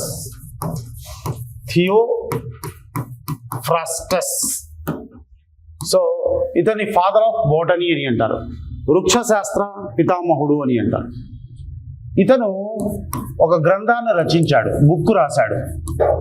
దాని పేరు హిస్టోరియా ప్లాంటారం.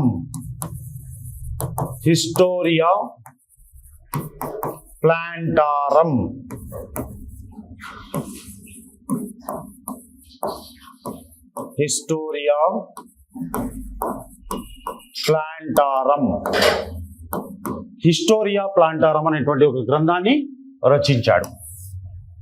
అదేవిధంగా ఫాదర్ ఆఫ్ జువాలజీ,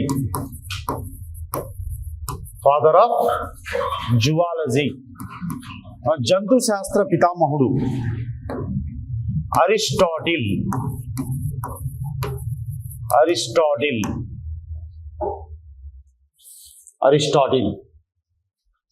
సో ఇతను కూడా ఒక గ్రంథాన్ని రచించాడు. దీన్ని హిస్టోరియా అనిమేలియం అని అంటారు.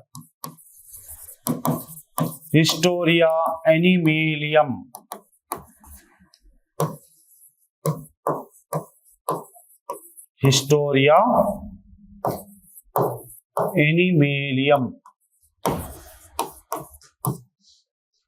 సో ఈ అరిస్టాటిల్ ని మనము ఫాదర్ ఆఫ్ బయాలజీ అని కూడా అంటారు.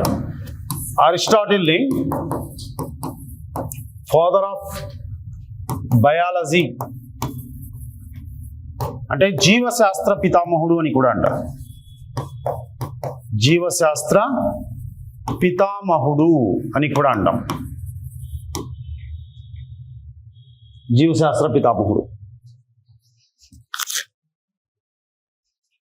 సో వృక్షశాస్త్ర పితామహుడు ఎవరు? థియోఫ్రాస్టస్. జంతుశాస్త్ర పితామహుడు అరిస్టాటిల్. సో థియోఫ్రాస్టస్ రచించిన గ్రంథము హిస్టోరియా ప్లాంటారం, అరిస్టాటిల్ రచించిన గ్రంథము హిస్టోరియా అనిమేలియం. ఈ అరిస్టాటిల్ మనం ఫాదర్ ఆఫ్ బయాలజీ అని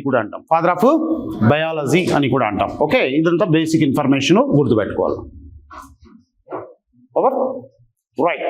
సో ఆ తర్వాత చూడండి, టాక్సానమీ అని అంటున్నాం.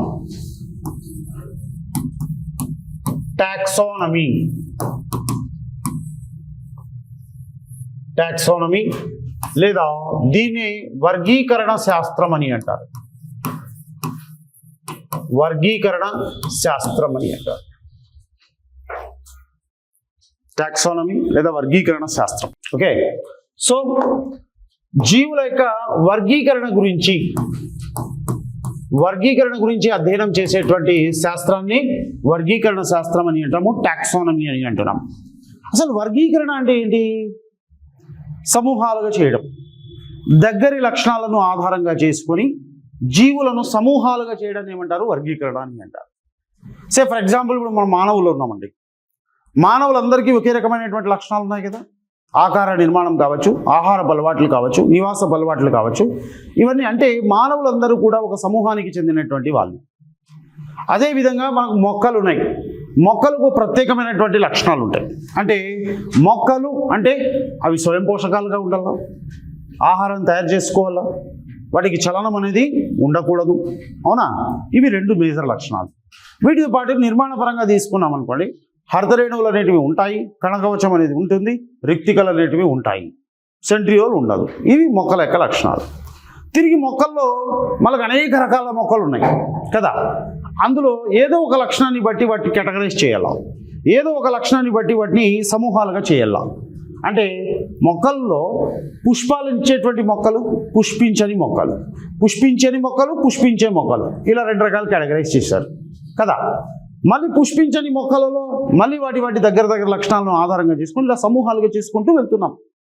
అదేవిధంగా జంతువుల్లో కూడా మనకు జంతువులు అంటే పరపోషకాలుగా ఉండాలా, చలనం అనేది ఉండాలా. జంతువుల్లో ప్రాథమికమైనటువంటి ఏకగణ జంతువుల దగ్గర నుంచి మొదలుకొని బాగా అభివృద్ధి చెందినటువంటి మానవుల వరకు ఉన్నాయి కదా. కామన్ క్యారెక్టర్స్ తీసుకుంటే అవి పరపోషకాలుగా ఉండాలా, ఆహారం తయారు చేసుకోకూడదు, చలనం అనేది ఉండాలా, కణకవచం ఉండకూడదు, హరితరేణువులు ఉండకూడదు, ఇలాంటి లక్షణాలు ఉంటాయి. అర్థమైందా? ఈ విధంగా వాటి దగ్గర లక్షణాలను ఆధారంగా చేసుకొని సమూహాలుగా చేయడాన్ని వర్గీకరణ అని అంటారు. అవునా? రైట్. సో ఈ వర్గీకరణకు సంబంధించి వర్గీకరణ పితామహుడు, వర్గీకరణ father of taxonomy, father of taxonomy Carolus Linnaeus. Carolus Linnaeus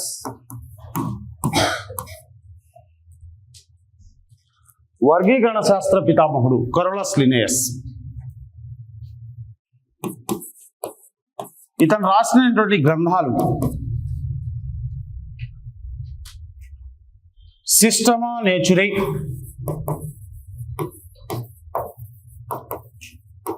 సిస్టమా Naturae and Species Plantarum. Species Plantarum. Taxonomy, దీన్ని వర్గీకరణ శాస్త్రం అని అంటారు.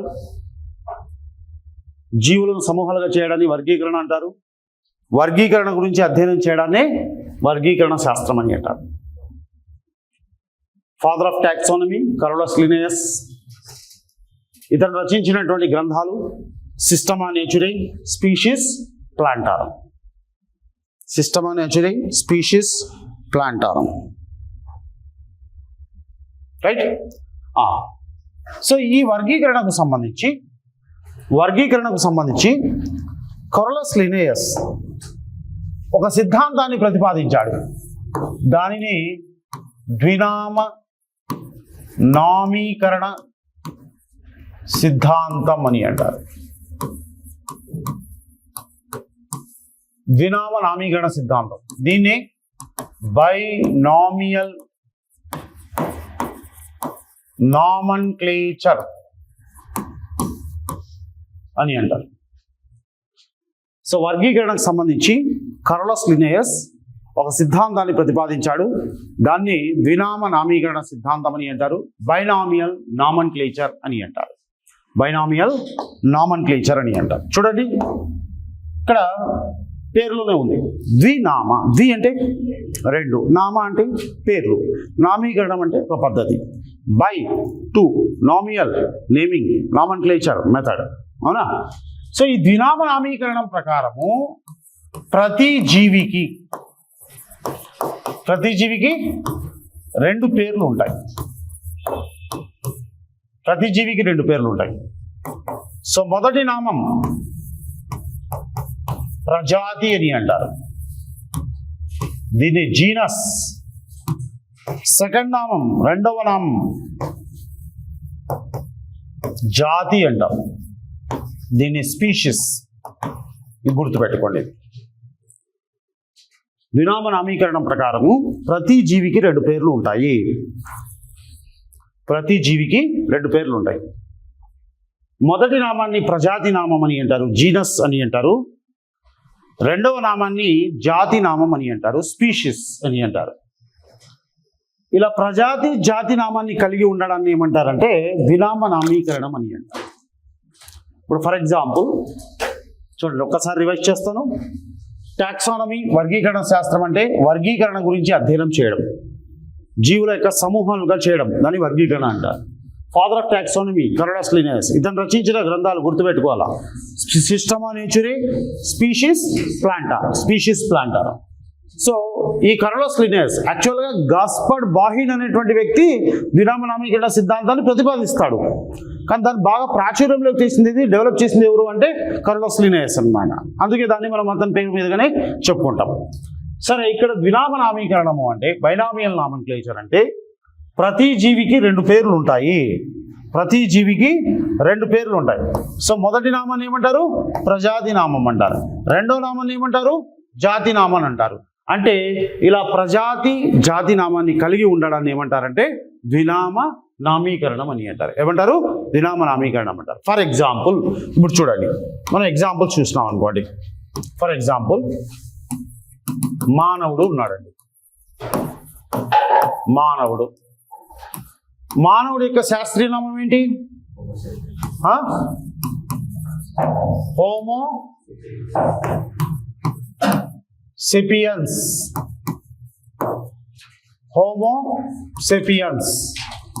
చూడండి, హోమో సెపియన్స్. సో మానవుడి యొక్క శాస్త్రీయ నామము హోమో సెపియన్స్. ఇందులో హోమో అనేది ప్రజాతిని సూచిస్తుంది, సెపియన్స్ అనేది జాతిని సూచిస్తుంది. హోమో అనేది ప్రజాతి, సెపియన్స్ అనేది జాతి.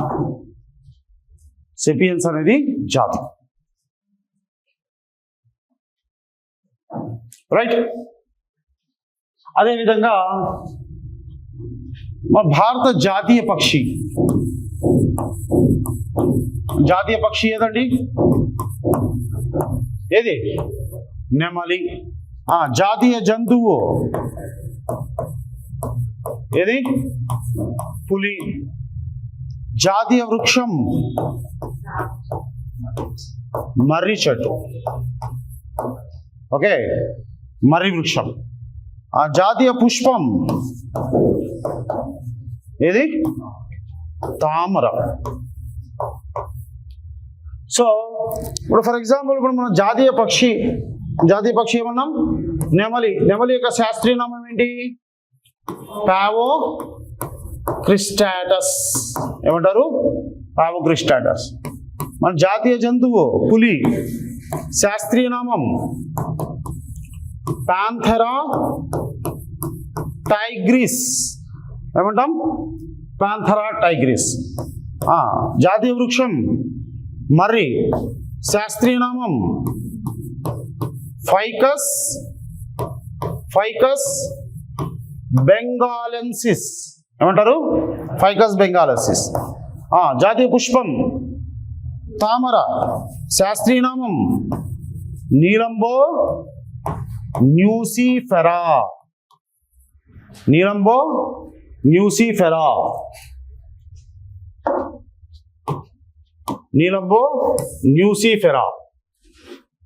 అదేవిధంగా జాతీయ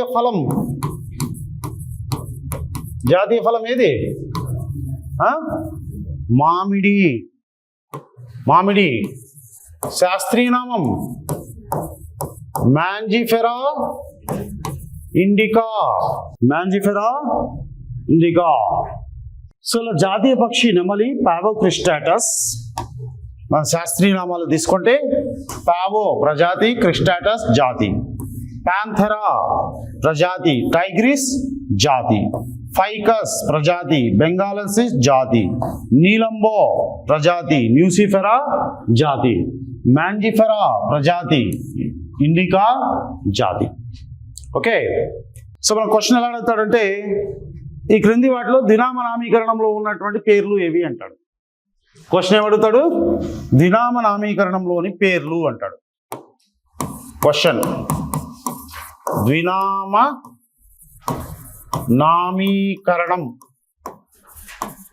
లోని పేర్లు డాష్ అంటాడు. సో ఏముంటాయండి, ఒకటి ప్రజాతి మరియు జాతి, ప్రజాతి మరియు జాతి. ఈ విధంగా క్వశ్చన్ అడుగుతాడు, గుర్తుపెట్టుకోండి. So binomial nomenclature. Each and every organism has two names. The first name is called genus, generic name antaru. Prajati. Second name is called species, specific name, jati ani antaru. Avuna? Dani gurinchi chudam. So chudandi, konni example తీసుకున్నాం. మానవుని యొక్క శాస్త్రీయనామం Homo sapiens. అందులో homo అనేది ప్రజాతి, sapiens అనేది జాతి. అదేవిధంగా మన జాతీయ పక్షి నెమలి, పావోక్రిస్టాటస్ అంటాం. జాతీయ జంతువు ఇది పాంథెరా టైగ్రిస్. జాతీయ వృక్షం మర్రి వృక్షం ఫైకస్ బెంగాలెన్సిస్. జాతీయ పుష్పం తామర నీలంబో న్యూసిఫెరా. జాతీయ ఫలం మామిడి మ్యాంజిఫెరా ఇండికా. ఇదే విధంగా ప్రతి జీవికి మనము వినామనామీకరణం ద్వారా రెండు పేర్లు ఇవ్వడం జరుగుతుంది. వీటినే మనం ఏమంటారంటే శాస్త్రీయ నామాలు అంటారు. ఏమంటారు, సైంటిఫిక్ నేమ్స్ అని అంటారు. ఫర్ ఎగ్జాంపుల్ మీరు ఏదైనా తీసుకోండి, మొక్క కావచ్చు, జంతువు కావచ్చు, ఒక సూక్ష్మజీవి కావచ్చు, ఏదైనా కావచ్చు, ప్రతి దానికి రెండు పేర్లు ఉంటాయి. ఫర్ ఎగ్జాంపుల్ వరి తీసుకున్నాం అనుకోండి, వరైజా సటైవా. గోధుమ తీసుకున్నాం, ట్రిటికమ్ ఎస్టివం, ట్రిటికమ్ మోనోకోకం, ట్రిటికమ్ డైకోకం, వివిధ రకాల జాతులు. అవునా? అదేవిధంగా మొక్కజొన్న తీసుకోండి, జియా మేజ్ అని అంటారు. ఏమంటారు? జియా మేజ్ అని అంటారు. అదేవిధంగా క్యారెట్ డాకస్ కరోటా అని అంటాం. డాకస్ కరోటా. పొటాటో తీసుకున్నాం, సొలానం ట్యూబరోజం, సొలానం ట్యూబరోజం. మామిడి చెప్పాం, మాంజిఫెరా ఇండికా. ఎలిఫెంట్ తీసుకోండి, ఏనుగు, లాక్సోడాంటా ఆఫ్రికానా. ఓకే, టేకు టెక్టోనా గ్రాండిస్ అని అంటారు. టెక్టోనా గ్రాండిస్ అని అంటారు. సో ఇలా ప్రతి జీవికి, సూక్ష్మజీవులు తీసుకోండి, ఏదైనా తీసుకోండి మీరు, ప్రతి జీవికి రెండు పేర్లు అనేవి ఉంటాయి. అది ద్వినామనామీకరణం ప్రకారం మనం ఇవ్వడం జరుగుతుంది అన్నమాట. అవునా? రైట్. అదేవిధంగా మనకు రాష్ట్ర పక్షి ఏంటి? పాలపిట్ట అంటాం. తెలంగాణ రాష్ట్ర పక్షి ఇది పాలపిట్ట. కొరాషియస్ బెంగాలెన్సిస్ అని అంటారు. అవునా? రాష్ట్ర జంతువు ఇది జింక. జింక. యాక్సిస్ యాక్సిస్ అని అంటారు. Axis axis. రాష్ట్ర వృక్షం జిమ్మి చెట్టు. జిమ్మి చెట్టు. ప్రోసోపిస్ సెనరేరియా అని అంటాం. సో ఈ విధంగా మనకు రాష్ట్ర పక్షుల గురించి, రాష్ట్ర జంతువుల గురించి, అదేవిధంగా మనం సబ్జెక్టు చదువుకుంటూ వెళ్తూ ఉంటే మనకు అక్కడక్కడ కొన్ని రకాల జంతువుల పేర్లు, కొన్ని రకాల వృక్షాల పేర్లు వస్తాయి. వాటి యొక్క శాస్త్రీయ నామాలు మెయిన్గా మనం గుర్తుపెట్టుకోవాలన్నమాట. అర్థమవుతుందా? రైట్ అండి. అవి అంటే మనకు చదువుకునేటప్పుడు వచ్చేటువంటి ఎగ్జాంపుల్స్ ఏవైతే ఉంటాయో వాటికి సంబంధించిన శాస్త్రీయ నామాలు గుర్తుపెట్టుకోవాలి. ఎందుకంటే మన ప్రీవియస్ ఎగ్జామ్స్లో కూడా శాస్త్రీయ నామాల పైన క్వశ్చన్స్ అడగడం అనేది జరిగింది. ఓకే, ఈ క్రింది వాటిలో రాక్ బీ ఏది అని అడిగాడు ఒకసారి. రాక్ బీ, రాక్ తేనెటీగ ఏది అని అడిగాడు. ఎపిస్ డార్సెటా. ఎపిస్ డార్సెటా అనేది మన రాళ్ళు ఉంటాయి కదా, రాళ్లపైన అది తేనె తుట్టని ఏర్పరిచి ఉంటుంది. సో దాన్ని మనం రాక్ బీ అని అంటారు. అవునా? సో దాని యొక్క శాస్త్రీయం ఏమిటి? తేనె తుట్ట. సారీ, ఎపిస్ డార్సెటా అని అంటారు. ఎపిస్ డార్సెటా అని అంటారు. అదేవిధంగా హుక్వామ్ గురించి సార్ క్వశ్చన్ అడిగాడు. ఈ క్రింది వాటిలో కొక్కే పురుగు ఏది అని అడిగాడు. ఏసీఎఫ్ ఎగ్జామ్లో అడిగాడు. అవునా? యాంకైలోస్టోమా డియోడినేల్ అని అంటారు. సో ఇలా అక్కడక్కడ కొన్ని శాస్త్రీయ నామాలు అడుగుతుంటాడు. దాని గురించి భయపడాల్సినటువంటి అవసరం లేదు. మనకు వచ్చేటువంటి ఎగ్జాంపుల్స్ అవి మెయిన్గా గుర్తుపెట్టుకుంటే సరిపోతుంది. ఓకేనా? రైట్ అండి. సో చూడండి, ఇప్పుడు ఇది ద్వినామనామీకరణం. ఇంతవరకు క్లియర్ కదా? ద్వినామనామీకరణంలో ఏం పేర్లు ఉన్నాయి చెప్పండి. ప్రజాతి నామము, జాతి నామం. మొదటి పేరును ప్రజాతి, రెండవ పేరును జాతి అంటారు. క్లియరా? రైట్. ఆ తర్వాత సపోజ్ మనకు ద్వినామనామీకరణంలో ప్రజాతి మరియు జాతి రెండు ఒకే విధంగా ఉన్నాయి, సేమ్. ప్రజాతి జాతి రెండు ఒకే విధంగా ఉన్నాయి. దీన్ని ఏమంటారు? టాటోనమీ. ఏమంటారు? టాటోనమీ. ఎగ్జాంపుల్ నాజా, నాజా. ఓకే, నాగుపాము లేదా త్రాచుపాము. నాజా, నాజా. ఎక్సిస్, ఎక్సిస్, ఎక్సిస్, ఎక్సిస్. మచ్చల జింక. ద్వినామ నామీకరణంలో ప్రజాతి జాతి రెండు ఒకే విధంగా ఉంటే దాన్ని టాటోనమీ అంటారు. ద్వినామ నామీకరణంలో ప్రజాతి జాతి రెండు ఒకే విధంగా ఉంటే దీన్ని టాటోనమీ అంటారు. టాటోనమీ. ఉదాహరణ నాజా, నాజా. త్రాచుపాము లేదా నాగుపాము. త్రాచుపాము లేదా నాగుపాము అంటారు. Next Axis, Axis. మచ్చల జింక. ఓకే, మచ్చల జింక అని అంటారు. రైట్ రైట్ ఈ పాయింట్స్ గుర్తుపెట్టుకోవాలా. ఆ తర్వాత చూడండి, ఇప్పుడు వర్గీకరణ అని చెప్పాం కదా. వర్గీకరణలో మనకు అనేక ప్రమాణాలు ఉంటాయి. వాటిని అంతస్తులు అంటారు. వర్గీకరణలో ప్రమాణాలు ఉంటాయి. వాటిని టాక్సాన్స్ అని అంటారు. టాక్సాన్స్. వర్గీకరణలోని అంతస్తులు, వాటిని మనం టాక్సాన్స్ అని అంటారు. వర్గీకరణలో అతి పెద్ద ప్రమాణం రాజ్యం. చెప్తాను. వర్గీకరణలో అతిపెద్ద ప్రమాణం రాజ్యం. దీన్ని కింగ్డమ్ అని అంటారు. వర్గీకరణలో అతి చిన్న ప్రమాణం, అతి చిన్న ప్రమాణం జాతి. జాతి. దీన్ని స్పీషీస్ అని అంటారు. సో వర్గీకరణలో అనేక ప్రమాణాలు ఉంటాయి, అంతస్తులు అనేటివి ఉంటాయి.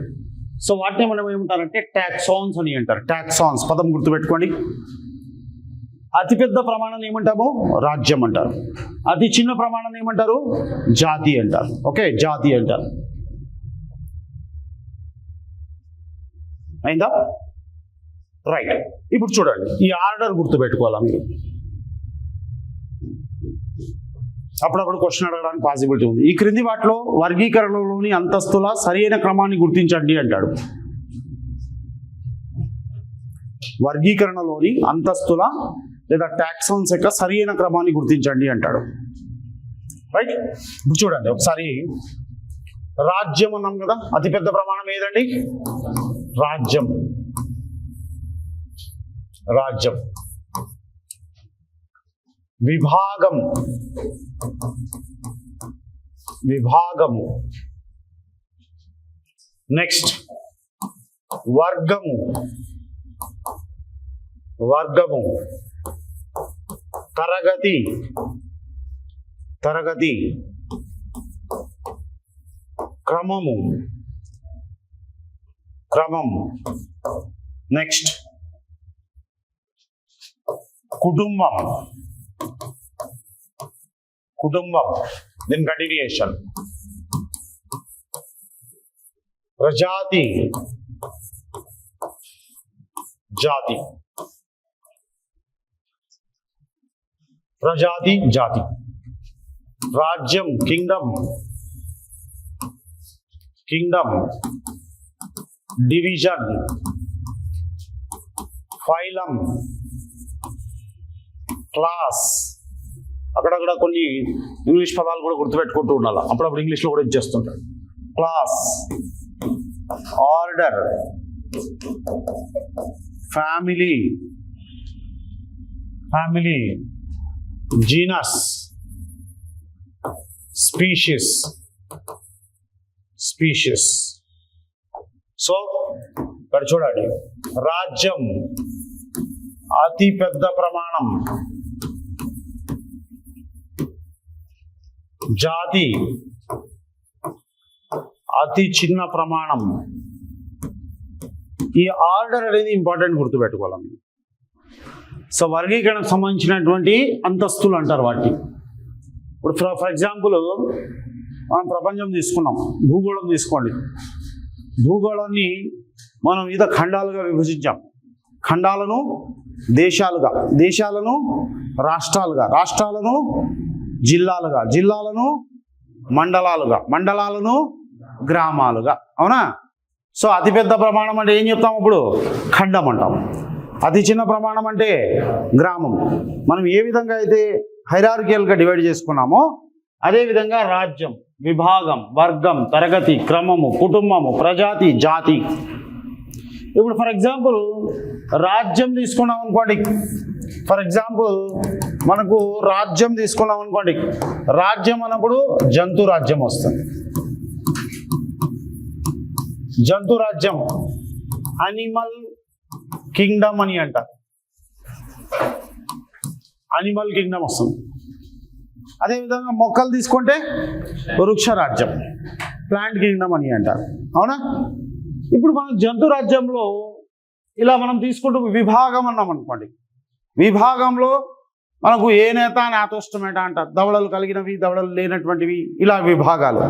ఆ తర్వాత వర్గానికి వచ్చామనుకోండి. కార్డేటా, కార్డేటా అంటే వెన్నెముక కలిగి ఉన్నటువంటివి. అవునా? నాన్ కార్డేటా, వెన్నెముక లేనటువంటివి. అవునా? విభాగం. ఆ తర్వాత తరగతి తీసుకున్నాం అనుకోండి. ఇప్పుడు మెమేలియా, మెమేలియా అంటే ఏంటి? క్షీరదాలు. చేపలు, పైసస్ అంటున్నాం. పైసస్ అనేది ఒక తరగతి. యాంఫీబియన్స్ అనేది ఒక తరగతి. అర్థమైందా? మెమేలియా క్షీరదాలు, క్షీర గ్రంథులు కలిగి ఉన్నటువంటివి క్షీరదాలు, అది తరగతి. సో అదేవిధంగా దాంట్లో క్రమము అని అంటారు. క్రమము. అవునా? ఓకే. రొడెంట్స్ అని అంటారు. రొడెంట్స్ అంటే ఎలుకలు లాంటివి, కుందేలు లాంటివి రొడెంట్స్ అంటారు. అదేవిధంగా ఫ్యామిలీ, తర్వాత ప్రజాతి, జాతి. ఇక్కడ మనకు జస్ట్ ఇది హైరార్కియల్ ఆర్డర్ గుర్తుపెట్టుకోండి మీరు. ఇది ఈ ఆర్డర్ గుర్తుపెట్టుకోండి. ఆ తర్వాత నెక్స్ట్ మనకు అతిపెద్ద ప్రమాణం ఏది? రాజ్యం. అతి చిన్న ప్రమాణం ఏది? జాతి. ఇది గుర్తుపెట్టుకోండి. ఓకేనా? రైట్. జంతు రాజ్యము, అదేవిధంగా వృక్ష రాజ్యం, ఇలా ఎగ్జాంపుల్స్. రైట్. ఇంతవరకు క్లియర్ కదండి? రైట్. సో ఇప్పుడు ఓవరాల్గా మనం తీసుకుంటే ఇది మనకు వర్గీకరణ. అదేవిధంగా మనం ఓవరాల్గా జీవులు అంటే మొక్కలు, జంతువులు అని చెప్పుకున్నాం కదా. మొక్కల గురించి అధ్యయనమే బాటనీ, జంతువుల గురించి అధ్యయనాన్ని జువాలజీ అంటారు. ఇవి మొక్కలు, జంతువులు కాకుండా మనకు కంటికి కనపడనటువంటి కొన్ని జీవులు ఉంటాయి. ఆ కంటికి కనపడవు, వీటిని మనం సూక్ష్మదర్శినితో మాత్రమే చూడగలుగుతాం. నేకెడ్ ఐతో మనం చూడలేము, మైక్రోస్కోప్తో మాత్రమే చూడగలుగుతాం.